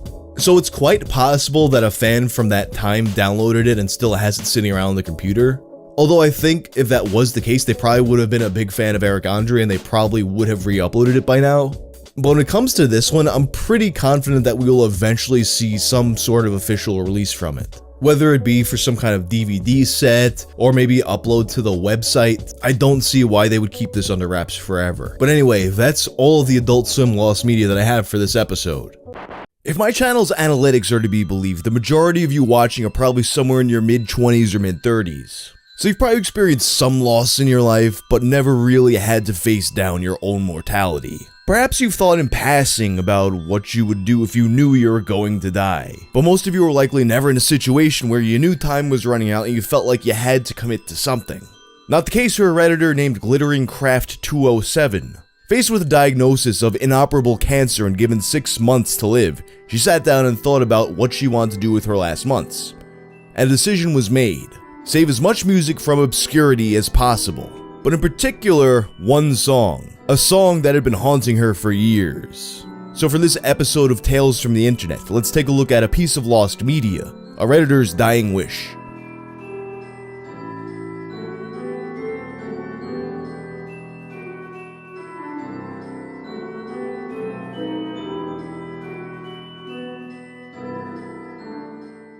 On Monday, April 4th of 2022, a Redditor named GlitteringCraft207 made a post on r/music with a mission. I'm dying. As my last mission, I will be hunting down and saving as much music from obscurity as possible. There's one song I want more than the rest. She begins with some details. So yeah, as the title said, I'm dying. 13 days ago, I received the news that I had an inoperable tumor in my spine and was given a timeline of 6 months to a year to live. As you can imagine, that pretty much changed my entire worldview overnight. In the days since then, I've thought a lot about what I can leave behind to make the world a little better or more interesting. Didn't accomplish much while I was here, including accumulating any significant amount of money to leave behind. But there are many things more precious than money, and I've always thought music was one of those things. As part of my mission, I will be doing things like reaching out to radio stations and YouTube channels that deal in all things obscure. For example, DC 101 used to play this really awesome program back in the day called Local Links. The odds that I've saved any of this music are pretty low, and I'll be lucky if I even manage to reach anyone. But I'm going to try my damnedest. But of all these songs, there's one that's haunted Glittering Craft for the past 4 years. A song that in previous posts attempting to find the song she described as the best song she had ever heard. But these previous posts on r/whitewhale and r/find that song didn't get that much of a response. But here's what was known about the song. Glittering Craft heard the song on the radio station KXT Denton, which broadcasts to North Texas. It was played sometime between February 9th and February 14th of 2018, and was played between 9 and 11 in the morning. The song had a male singer, and Glittering Craft wrote down these lyrics, which came towards the end of the song. Google searches for these lyrics and variations of them, of course, didn't turn up the right song. She describes the band as being a melodic punk, and it had a male singer that sounded younger. It wasn't acoustic, and it sounded to be a full band with guitar, bass, and drums. She also mentions that it was very emotive and had a great guitar solo. Note that KXT Denton's website now has a feature where you can look up any song they played in the past 30 days. Although this feature didn't exist back then, it does imply they have some kind of records of what they play. However, her attempts to contact them throughout the years didn't get any results. She concludes, "So that's it, that's all I got. I know it's not much, but someone out there must know what this song is, so I'm hoping against hope to find it, if not for myself, then for future generations of listeners, so they can be moved by this beautiful song. It may seem a bit silly to get this hung up about a song, but looming death makes people do funny things. In the meantime, if anyone wants to DM me about the other things I've said, or if anyone has any obscure music to contribute, please reach out. Thanks for reading." The top response to the post came from someone who worked at a major cancer center. They suggested that Glittering Craft gets a second opinion, as throughout their time working at the place, they had seen many people get these kinds of death sentences only to find out that there was a procedure that could be done. Many instances in which neurosurgeons who specialized in cancer were able to remove previously inoperable tumors. Something that a number of other posters co-signed and something that Glittering Craft expressed interest in. As for the investigation into the song, several people suggested that Glittering Craft record her version of the lyrics, so people can get some idea of what it might have sounded like. And here's the recording. To try for anything, I couldn't stomach things. It just kept getting worse. Some of the investigation involved looking up some of the DJs who might have played the song on KXT Denton. Names that came up included Brad Dolby, Paul Slavens, and Amy Miller. And in fact, when thinking of DJs who might have played it, Glittering Craft said the first name she thought of was Amy Miller. And believe it or not, someone in the thread named Solid Bob actually was Facebook friends with Amy Miller. He shot her a message, but unfortunately she couldn't identify the song and doesn't keep records that far back. In terms of how the song sounded, melodic punk can mean a lot of different things. On the r/whitewhale thread, a user named Urgy tried to narrow things down by throwing out some suggestions like have heart, verse, or lifelong tragedy, which prompted Glittering Craft to respond with a little more detail. I wish I had something to compare it to, but it was just so unique, and that's probably why it stayed with me for so many years. It definitely wasn't that post-hardcore, aggressive kind of sound from those bands you showed me, and it was nothing like the punk of the Ramones or Black Flag. It was easy to listen to and melodic, but the riffs seemed punky, kind of like how Nirvana used to make melodic punk riffs, but it's also nothing like Nirvana. And the vocals weren't screamy. I wish I remembered more. And to further narrow things down, someone else suggested the band Minus, to which she responded that it wasn't that punk. Some other suggestions included In My Stomach by Alkaline Trio, Can't Win by Pup, and Stomach by Ali and AJ. However, Glittering Craft has gone through all the suggestions so far, and it wasn't any of them. Perhaps the closest thing to a match. And this is a suggestion that so many people are adamant about that a lot of them are even thinking that this has to be the song and maybe she's not remembering correctly, is Jordan That Was Savage by the band Whimper, which was a local band based out of Denton. Glittering Craft remarked that although this song isn't the song, it was remarkably similar to what she remembered. So on that note, I think it is merited to listen to a clip of that song just so we have a ballpark idea of what we're actually looking for.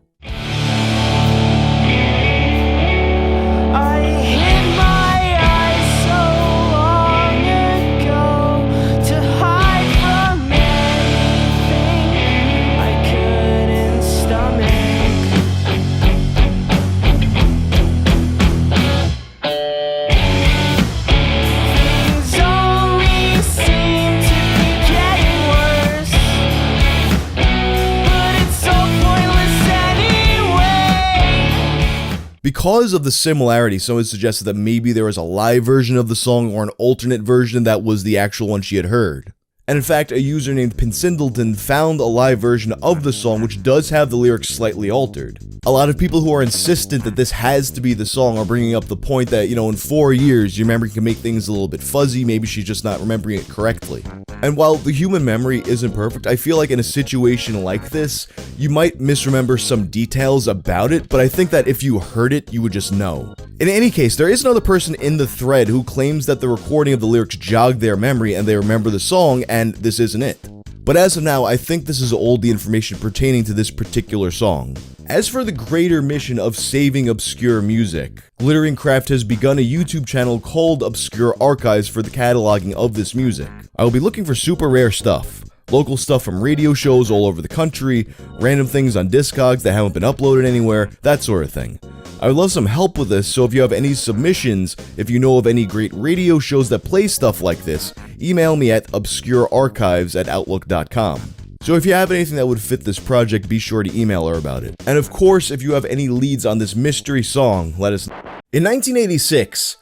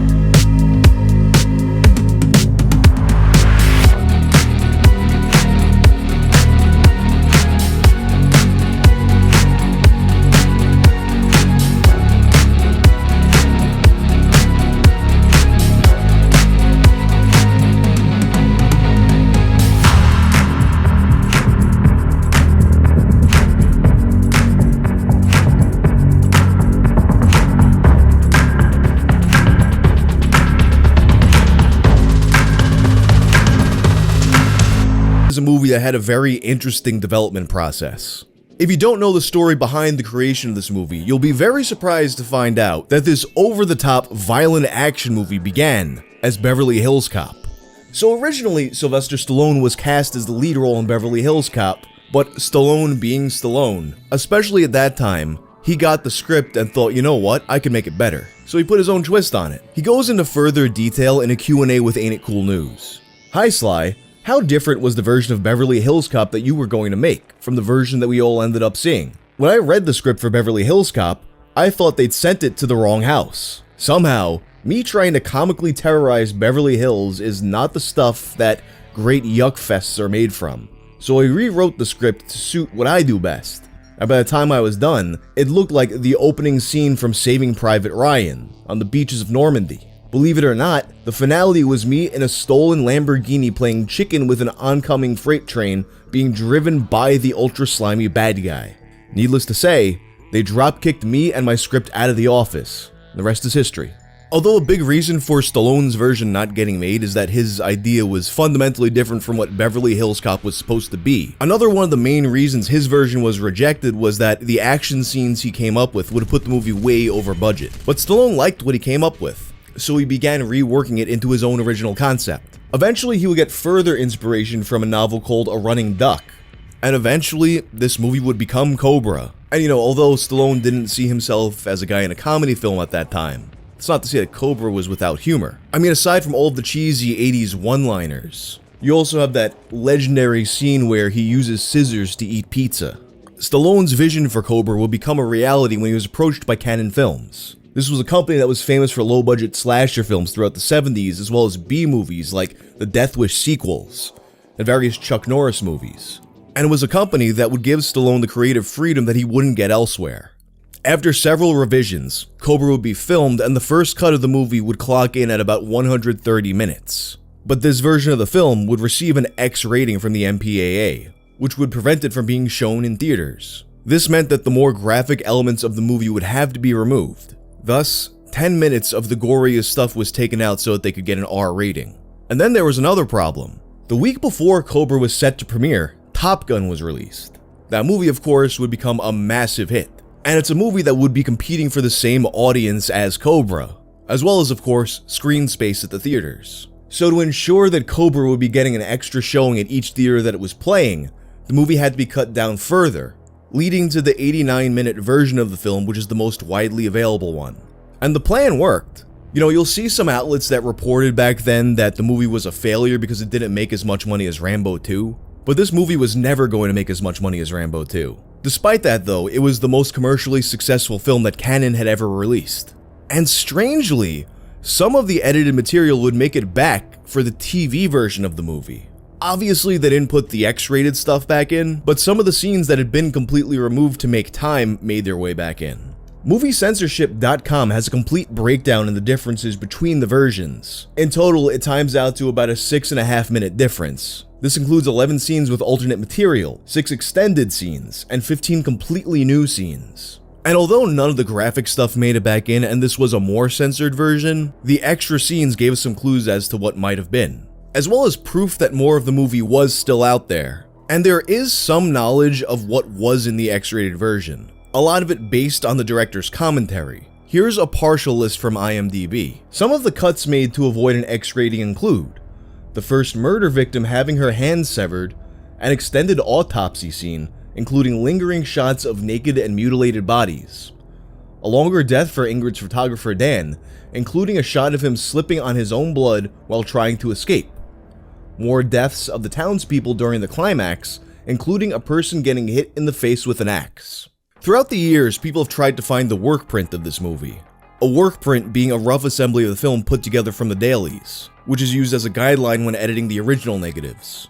Obviously, work prints are something that would be highly sought after by collectors as well as movie aficionados, and the internet only expanded their availability. But with Cobra, there was some debate over whether or not the work print actually exists. There's plenty of cases from this time period of the film just winding up in the trash or degrading to the point where it can't be restored.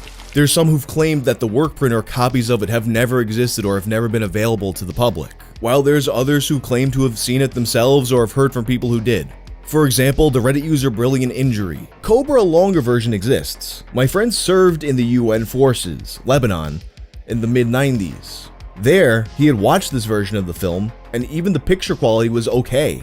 That was about 30 minutes longer, and it was much more violent. He told me this about 30 years ago. I would really like to find this version one day. Middle East is the region where you should search for it. Almost mission impossible to find, but everything is possible. Perhaps the closest it was though to finding its way online was a thread on the movie chat forums, in which a user named Boo Boo Cat is trying to find the work print. They claim to know it's very rare but does exist, but they can't find it. A user named John Logan 1 replies saying he used to have it and explains how. The uncut VHS tape is long gone. I owned this in 1991 or 92. Terrible quality, with a running counter on top of the screen. I'm sure most of the footage has been lost, and we will never see a Blu-ray release of this extended cut. I also had Die Hard 2 work print around the same time. Just out of curiosity, because I really don't mind much about the quality of the resolution, Is there a way to find that VHS anywhere on internet or in a store? I would pay big money for it. Very hard to say and don't know. At the time I obtained the VHS, I was working in a video store. The owner had a working reputation with producer Menahem Golan. My then boss had been involved a few movie deals with Menahem Golan as a producer in the 1980s, but got wiped out dollars and left the movie business. I once met Menahem Golan along with Lorenzo Lamas. Anyway, this was a time when Laserdisc was a fad, and my boss obtained a large garbage bag from Golan with VHS tapes. Movies he probably had been involved in. One of these tapes was the Cobra work print. We all made a personal copy in the back like we did with a lot of movies. Despite being directly from the source, the quality was shit. Sloppy transfer. I have to check my parents' garage, and if I find the tape, I will send it to you for free. I will keep this post in mind. As of me making this video, it's been 3 years and John has not returned to the thread. And it was in late 2020 that interest in the work print really heated up again. A recut of Rocky IV was made that added 42 minutes to the film. If anything, this was proof that Stallone was interested in revisiting his past work.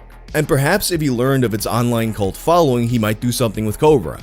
So JD Harlock created a Change.com petition asking for the X-rated cut of Cobra to be restored and released. In the petition, he gives the story of how the movie came to be cut down so much, and what was known to be missing. The petition itself didn't get that much traction, but it does seem that Stallone might be interested in doing something with it. I noticed an interesting comment left on a video about the work print by Film on Loan. It does exist because there is a discussion on Instagram with Stallone, and he was saying Cobra remake or sequel, and I said no, is there a work print? And he said yes, it does exist.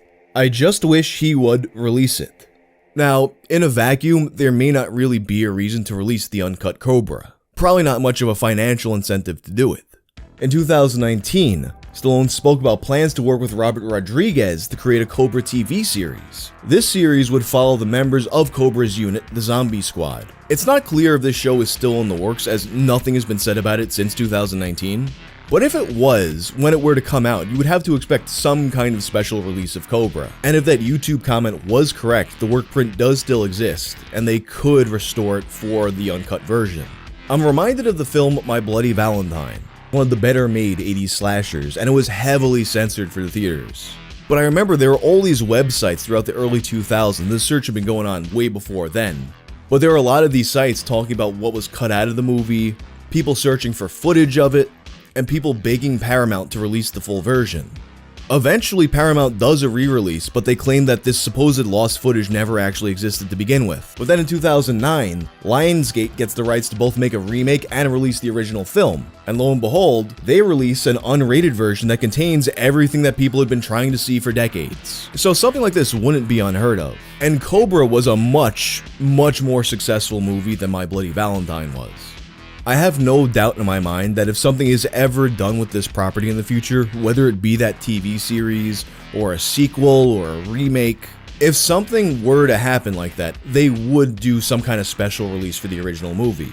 And if that were to happen, I would be shocked if the original cut wasn't included. And I think that's the best bet to see it, because if copies of that work print were floating around at some point, they're probably unwatchable by now. I think that in general, streaming music is just so much better than the old way of getting music. You gotta go all the way to the store. You drop 20 bucks or more on an album that you don't even know is gonna have more than 1 or 2 good songs. But now I just go on like Spotify or something and be like, this sucks, next band, this sucks, next band, this sucks, next band, oh, okay, here we go. Or, use the algorithms that have actually gotten pretty good at identifying what I'm gonna like based on my past taste. That being said though, there is something that I sort of miss from those days. That sense of mystery and discovery. Picking something out just because the art stood out to you on the shelf. Whether it be cool art, unique, goofy. I think at the time I saw Razor's album Shotgun Justice. With art that looks like something an edgy 14-year-old drew on a notebook. Looking like an AOL Antagonist Inc. character portrait. With a smiley face for abs. Then it turned out that the album was actually really good. And then you get to an indie record store and you might find something even more obscure. A foreign release or a rare bootleg from a band you liked. Some CD that a local band spent all their pay from Sam Goody to make. Or maybe, some album that nobody has an idea what it is. Well, as one 4chan poster discovered, That sense of mystery is alive and well at your local thrift store. It was in 2014 that they came across a strange disc with the face of an anime girl. Ladies and gentlemen, this is the story of Panchico Death Metal.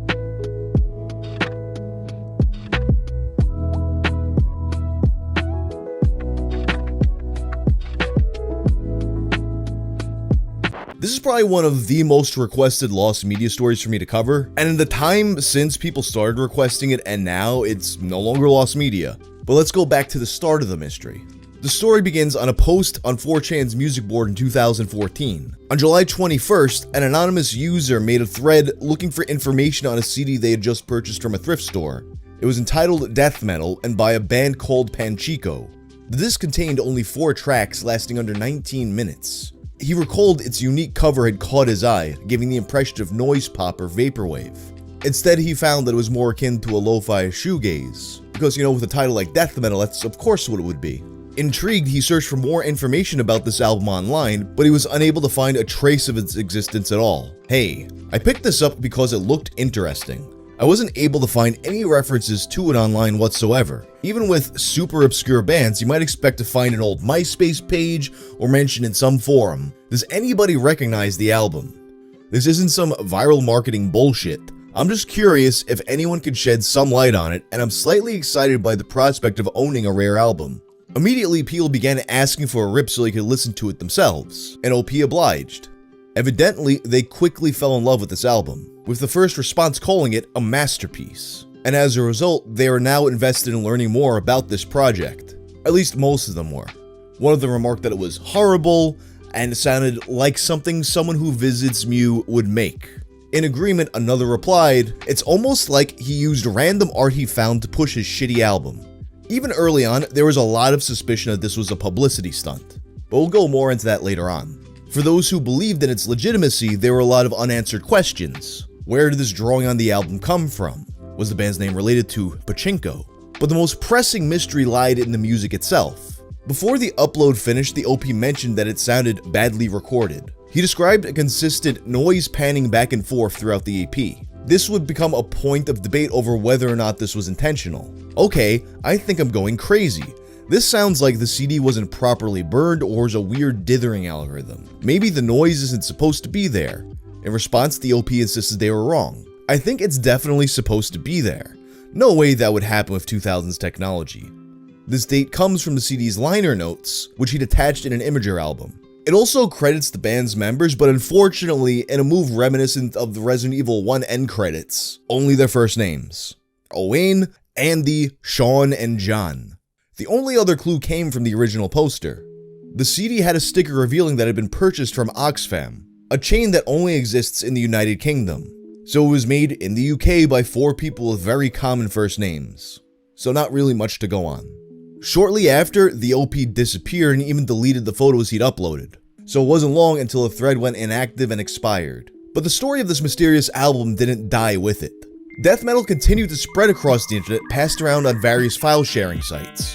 And there were a few minor discoveries over the years. The art was sourced to a manga named Mint na Bokura. It ran from May of 1997 to December of 1999, which didn't contradict the CD's original copyright. Still, many people remained convinced that this was nothing more than an elaborate hoax. People were adamant that such degradation wasn't possible. Take, for example, this commenter from a Reddit thread about the subject. I'm dubious about the disc rot. A heavily damaged CD would play with a lot of skips as the player tries to read the data and fails to do so. Or it would simply not play if the table of contents is damaged. The noise seems to have been laid over the original audio. In case you're wondering, and I was actually surprised to find this out too, they're wrong about that. There are countless examples online of degradation from CDs found in similar quality. Of course, that didn't stop people from endlessly arguing about whether or not disc rot was a thing. But there were no actual developments until it was reposted to YouTube in August of 2019. The uploader wrote about its mystique in the description, even linking to the 4chan archive. It accumulated tens of thousands of views, exposing many to the mystery for the first time. Eventually, enough became interested that they formed a dedicated search effort.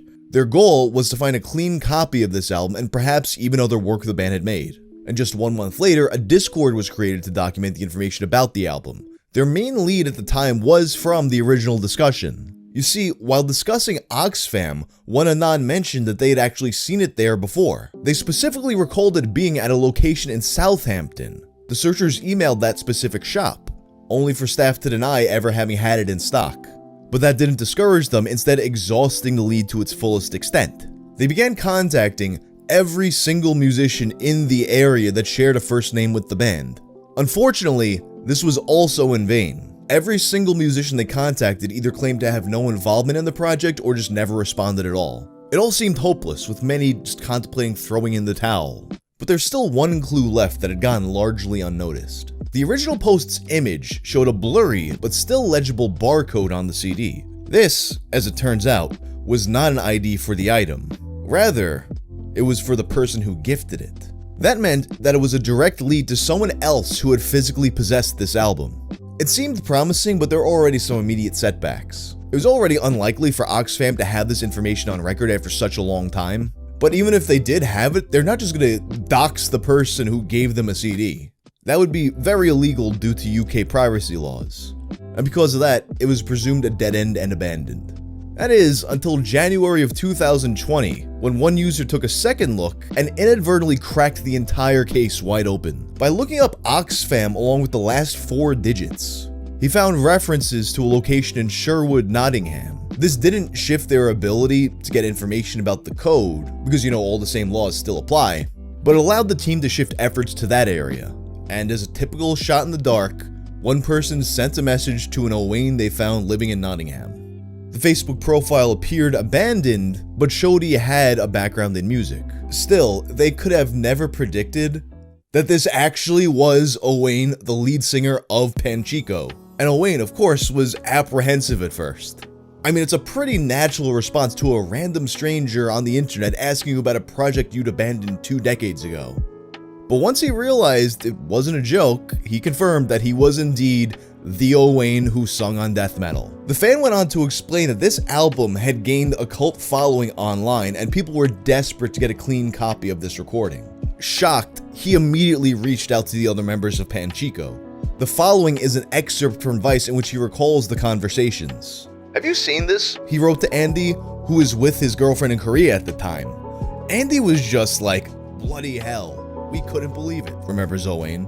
Sean, who was now living in Cambridge, was next up.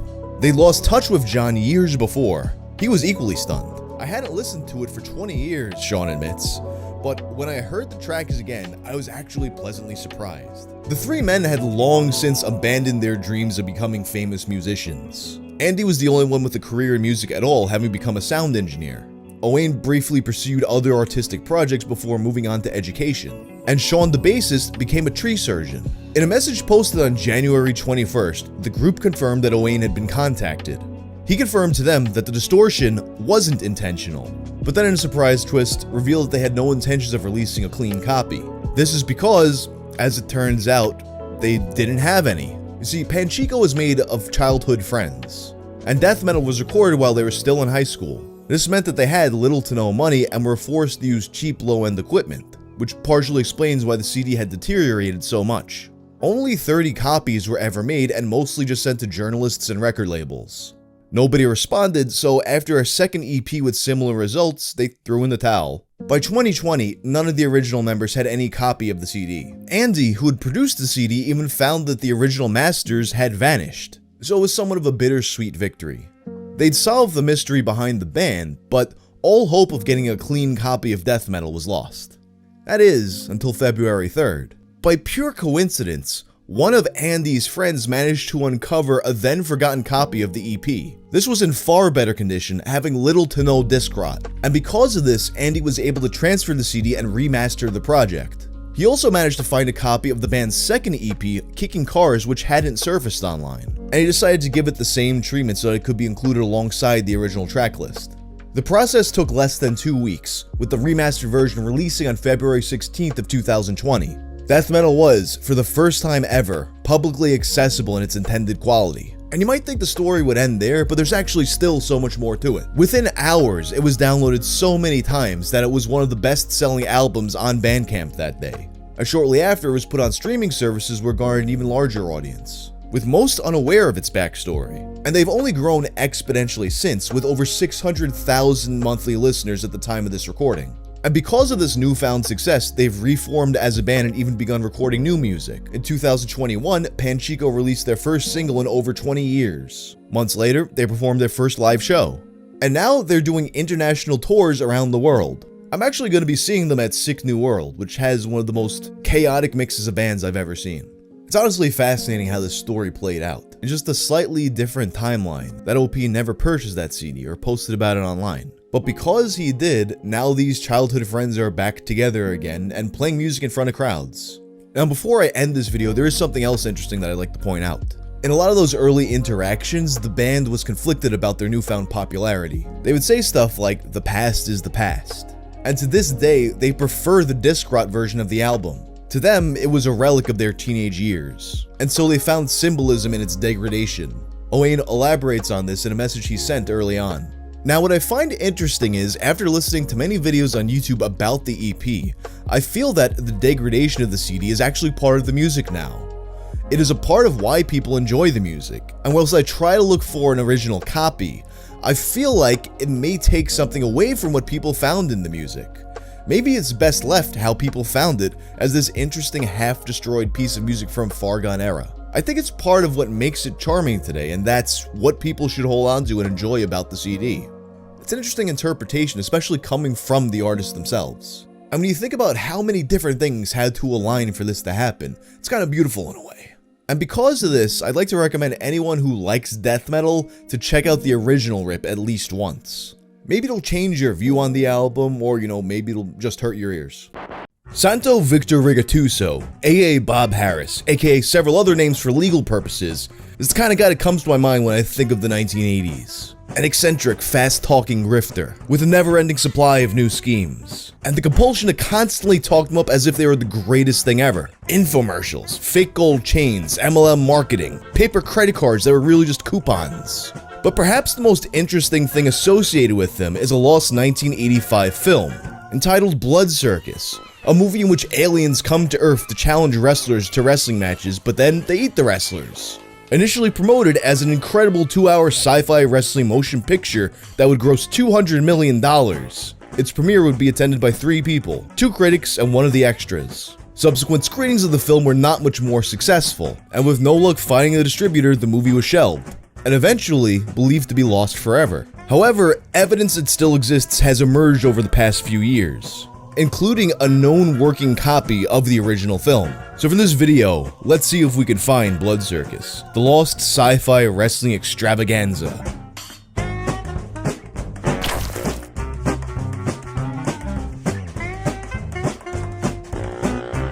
Blood Circus is a film that I just know would be one of the greatest so bad that they're good horrible movies of all time. If only we could just see it. The reasons my hopes for it are so high is because, as I mentioned before on the channel, the best so bad that they're good movies are the ones that come from one of 2 reasons. Either its creator had a grand artistic vision that they were just too inept to pull off, or because the creator only cared about making money. Well, Blood Circus was a movie that was tied to a company that sold fake gold.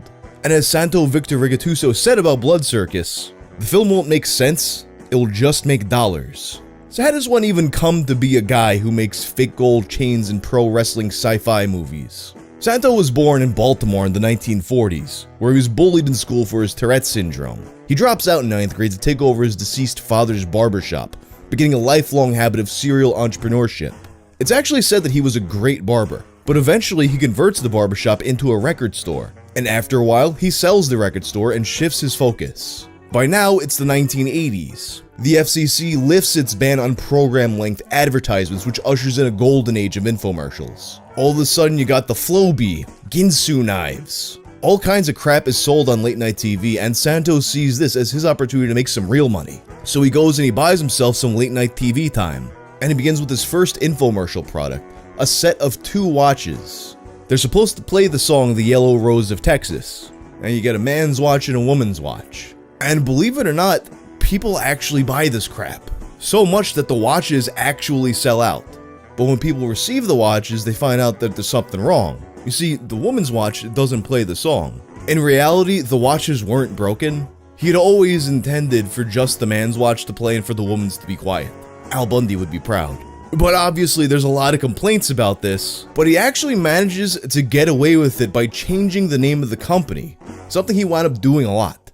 But with no more watches to sell, he moves on to his next product, Santo Gold. Santo Gold was said to be pure 24-karat gold chains and bracelets made with Santo's specially developed process. This process? Coating a much cheaper metal with an extremely thin layer of actual gold. And despite this once again being obvious crap garbage, it's selling. Enough of it that Rigotuso is amassing a small fortune. A fortune which would then be used to fund his next venture. So in 1985, Rigotuso begins taking out ads in the newspaper promoting his upcoming film, Blood Circus, the incredible sci-fi 2 hours wrestling motion picture. It's expecting a $200 million gross. The major studios are invited to battle it out in the ring for the rights to this movie, and you can order a free 10-minute preview on Betamax or VHS. The description of the movie reads like something out the side of a Dr. Bronner's soap bottle. Aliens, real blood, heads landing in popcorn, fleas, Santo Gold wearing 30 pounds of gold, yada yada yada, and it concludes with Rigotuso describing his reputation. The press calls him Barnum, others Houdini for doing the impossible. Watch for his name, he usually becomes the biggest at what he does.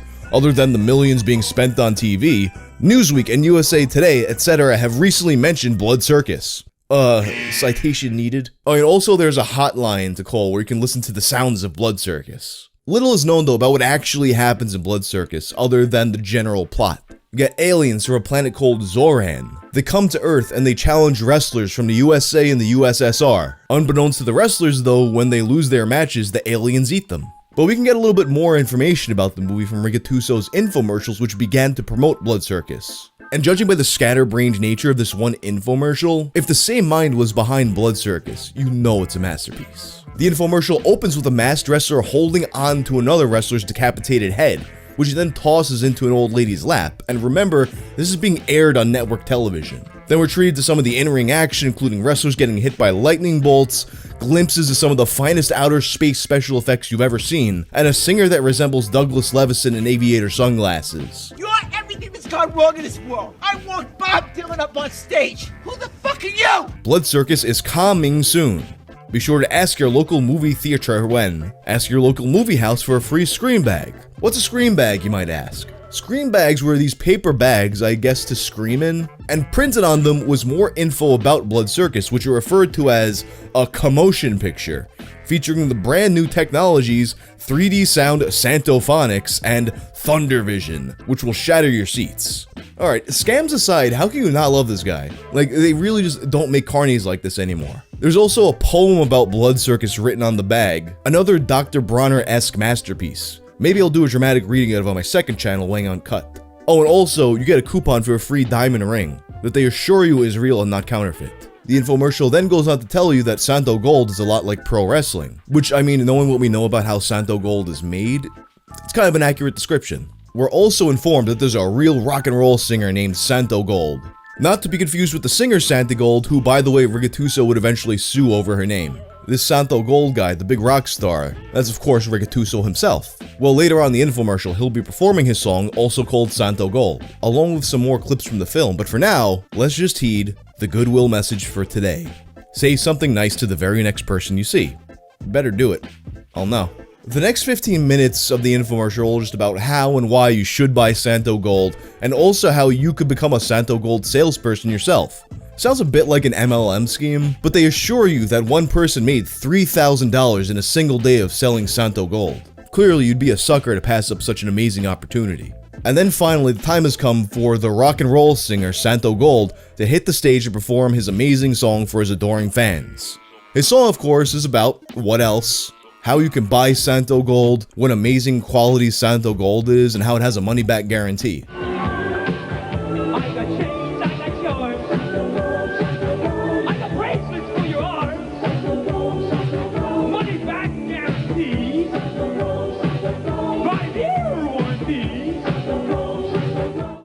Tell me it's just not stuck in your head right now. While he's singing, angels look down from heaven and talk about what a great singer he is.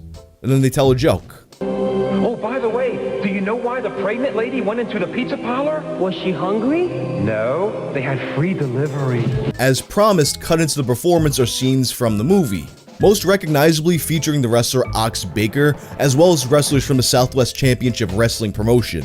You also got wrestlers bumping on what is apparently a boxing ring with no give whatsoever. It's a lot more dangerous than a normal wrestling ring. And that was just one of the many reported problems with these scenes. So the wrestling scenes for Blood Circus were shot at the Baltimore Civic Center. It's a venue that was no stranger to wrestling. They'd have events from WWF and WWF before that. And this movie shoot was promoted as a wrestling event that you can attend where a movie was being shot. So people paid to be an extra in this movie, with numbers reported anywhere from $9 to $20. And if you look online, there's several accounts floating around for people who claim to be in the audience that night.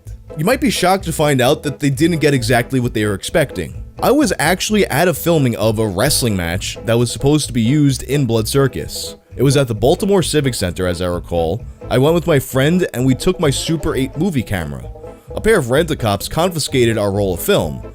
Fortunately, we had another stashed away and shot that one, this time being a little more discreet. The audience was the usual unwashed kids and grannies at a low-rent wrestling event, and man were they pissed when it turned out to be a sham. It was advertised as a wrestling match / come be in a movie event. Long pauses while nothing happened, with people screaming for blood, with local announcer Charlie Ekman trying to move the non-existent show along. There were aliens, bad dummies as I recall, lowered from the roof to suck the brains / blood of wrestlers. There were fake severed heads tossed about. My favorite part was a wrestling tag team named the Cryin' Blondes. Hit them and they cried, which they indicated by spinning / rubbing their fists in their eyes, baby style. All the while, Mr. Santo himself ran around with a bullhorn, looking exactly like Phil Spector. A great night. Still have the film somewhere, I guess. And the reports of the long pauses, people being angry about the long pauses, and just the general chaos of the night in general are consistent among these reports. But ultimately, despite all the problems, eventually they get everything they intended to shoot. The movie is completed, and once editing is done, Gattuso begins to seek distribution for the film. The premiere, as I mentioned in the intro, reportedly only has 3 people show up, 2 movie critics and an extra. And after 2 years of failing to find a distributor, in 1987, Gattuso decides he's just gonna do it himself. So he rents out a few theaters in Baltimore over the course of a week. It's unclear how many people actually attended, but it was nowhere near enough to make up the cost of the film, and in all likelihood not enough to make up the cost of renting out the theaters. And thus, Blood Circus gets shelved indefinitely. Some thought the film was simply destroyed after this, while others believed it was among the items confiscated when he was arrested for mail fraud in 1989. You see, his various scams had finally caught up to him, and boy were there a lot of them. Santo Gold itself ran into trouble in 1985. See, one of their methods of making sales was using cash on delivery. They would just send cash on delivery packages to random addresses containing Santo Gold. There would be a label on them that said, "You ordered this from TV," which clearly they didn't, but in theory, some people are gonna see that and there's gonna be like, "Oh, yeah, I guess I did it, I just forgot about it. Whoopsie daisy." And boom, they buy it, free money. Obviously, this is extremely not legal. And it just so happens that one of these packages winds up at the home of the Pennsylvania Postal Inspector. Then he had another one that very closely resembled the Nigerian Prince scam. He claimed that an anonymous millionaire had recently died and he was giving away his fortune in $2,000 chunks. And you could have one of these pieces of his fortune for, a small processing fee. Of course, the people who paid the processing fee would either wind up getting nothing at all, or they would get a package full of junk that was supposedly worth $2,000. And then you got the one that ultimately led to his arrest. He had a company called the Credit Card Authorization Center. The idea was it would help people who didn't have the best credit rating get a card from something like Visa or MasterCard. And you just have to pay a fee up to $50. But then once again, they'd either receive nothing, or they'd get paper credit cards that could only be redeemed for products in Santo's catalog. When this all finally comes to a head, Gattuso winds up spending 10 months in prison, and nothing would be heard of Blood Circus for a very long time. Not until 2001. In 2001, Santo Gold creates a website that's selling a 1-hour Making of Blood Circus DVD, describing it as the most incomprehensible, bizarre, and of course note that bizarre is spelled not like something strange, but the place Aladdin shops. Funniest wrestling movie ever made, with many actual scenes in the movie. Blood Circus. Please click Contact Us above or below. Thank you. Rated N&E for nuts and everybody. Hey, it's guys like me. Oh yeah, and he also announced his new song entitled You're Fired, which is of course inspired by Donald Trump. This could be heard on his YouTube channel along with other songs like Vietnam for John McCain and Obama Stomp. To my knowledge though, nobody actually got the 1 hour making of DVD. But there'd be another update in 2008. The official Santo Gold website, breaking news, the actual Blood Circus Masters and 35mm negatives, first full-length 35mm wrestling film reported lost for 23 years, have now been found, and limited license rights are now available for executive producers to come forward and contact us. There can only be one Elvis Presley, one Walt Disney, one Einstein, one Houdini, and just one Santo Gold. Oh, and he was also promoting a talent search where you, yes you, had a chance to be seen by millions by joining Santo's Top 10 Hall of Fame.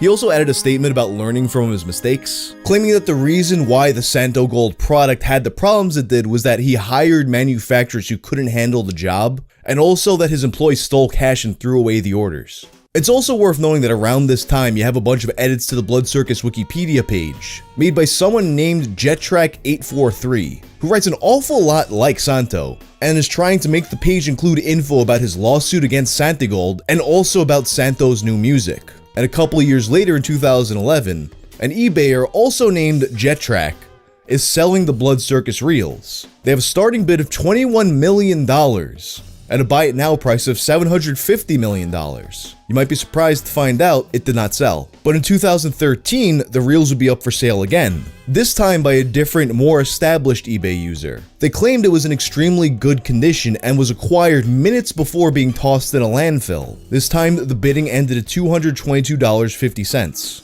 This was below the reserve price, and therefore once again it did not sell. The next year, in 2014, this seller would go on to privately screen the film at the Alamo Drafthouse in Austin.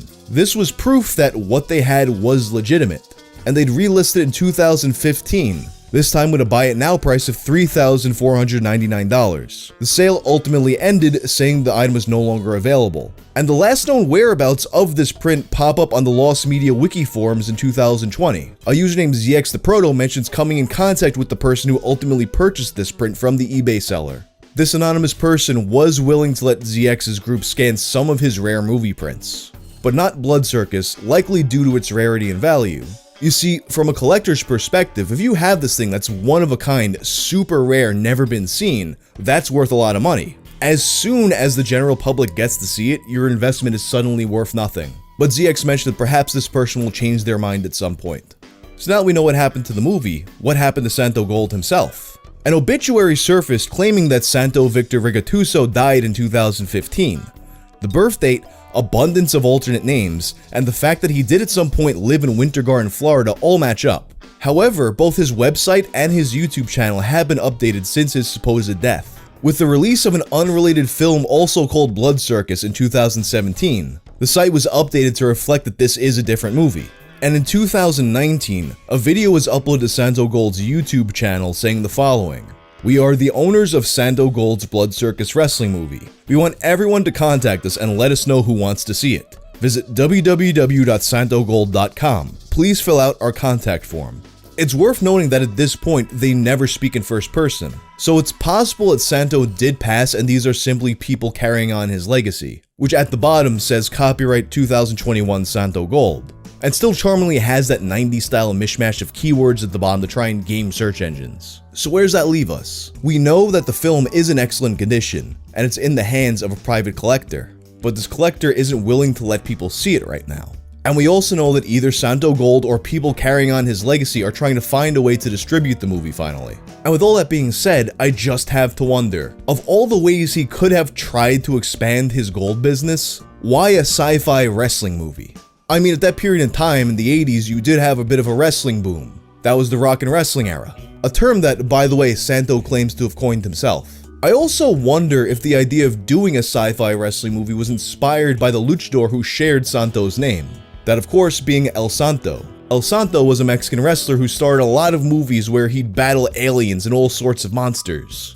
And I mean, according to a person connected to the film, who spoke anonymously to Brian Last on his 605 podcast, surprisingly, Santo actually was a really big wrestling fan. And with that in mind, you look at Santo Rigatuso, how he carries himself in those infomercials.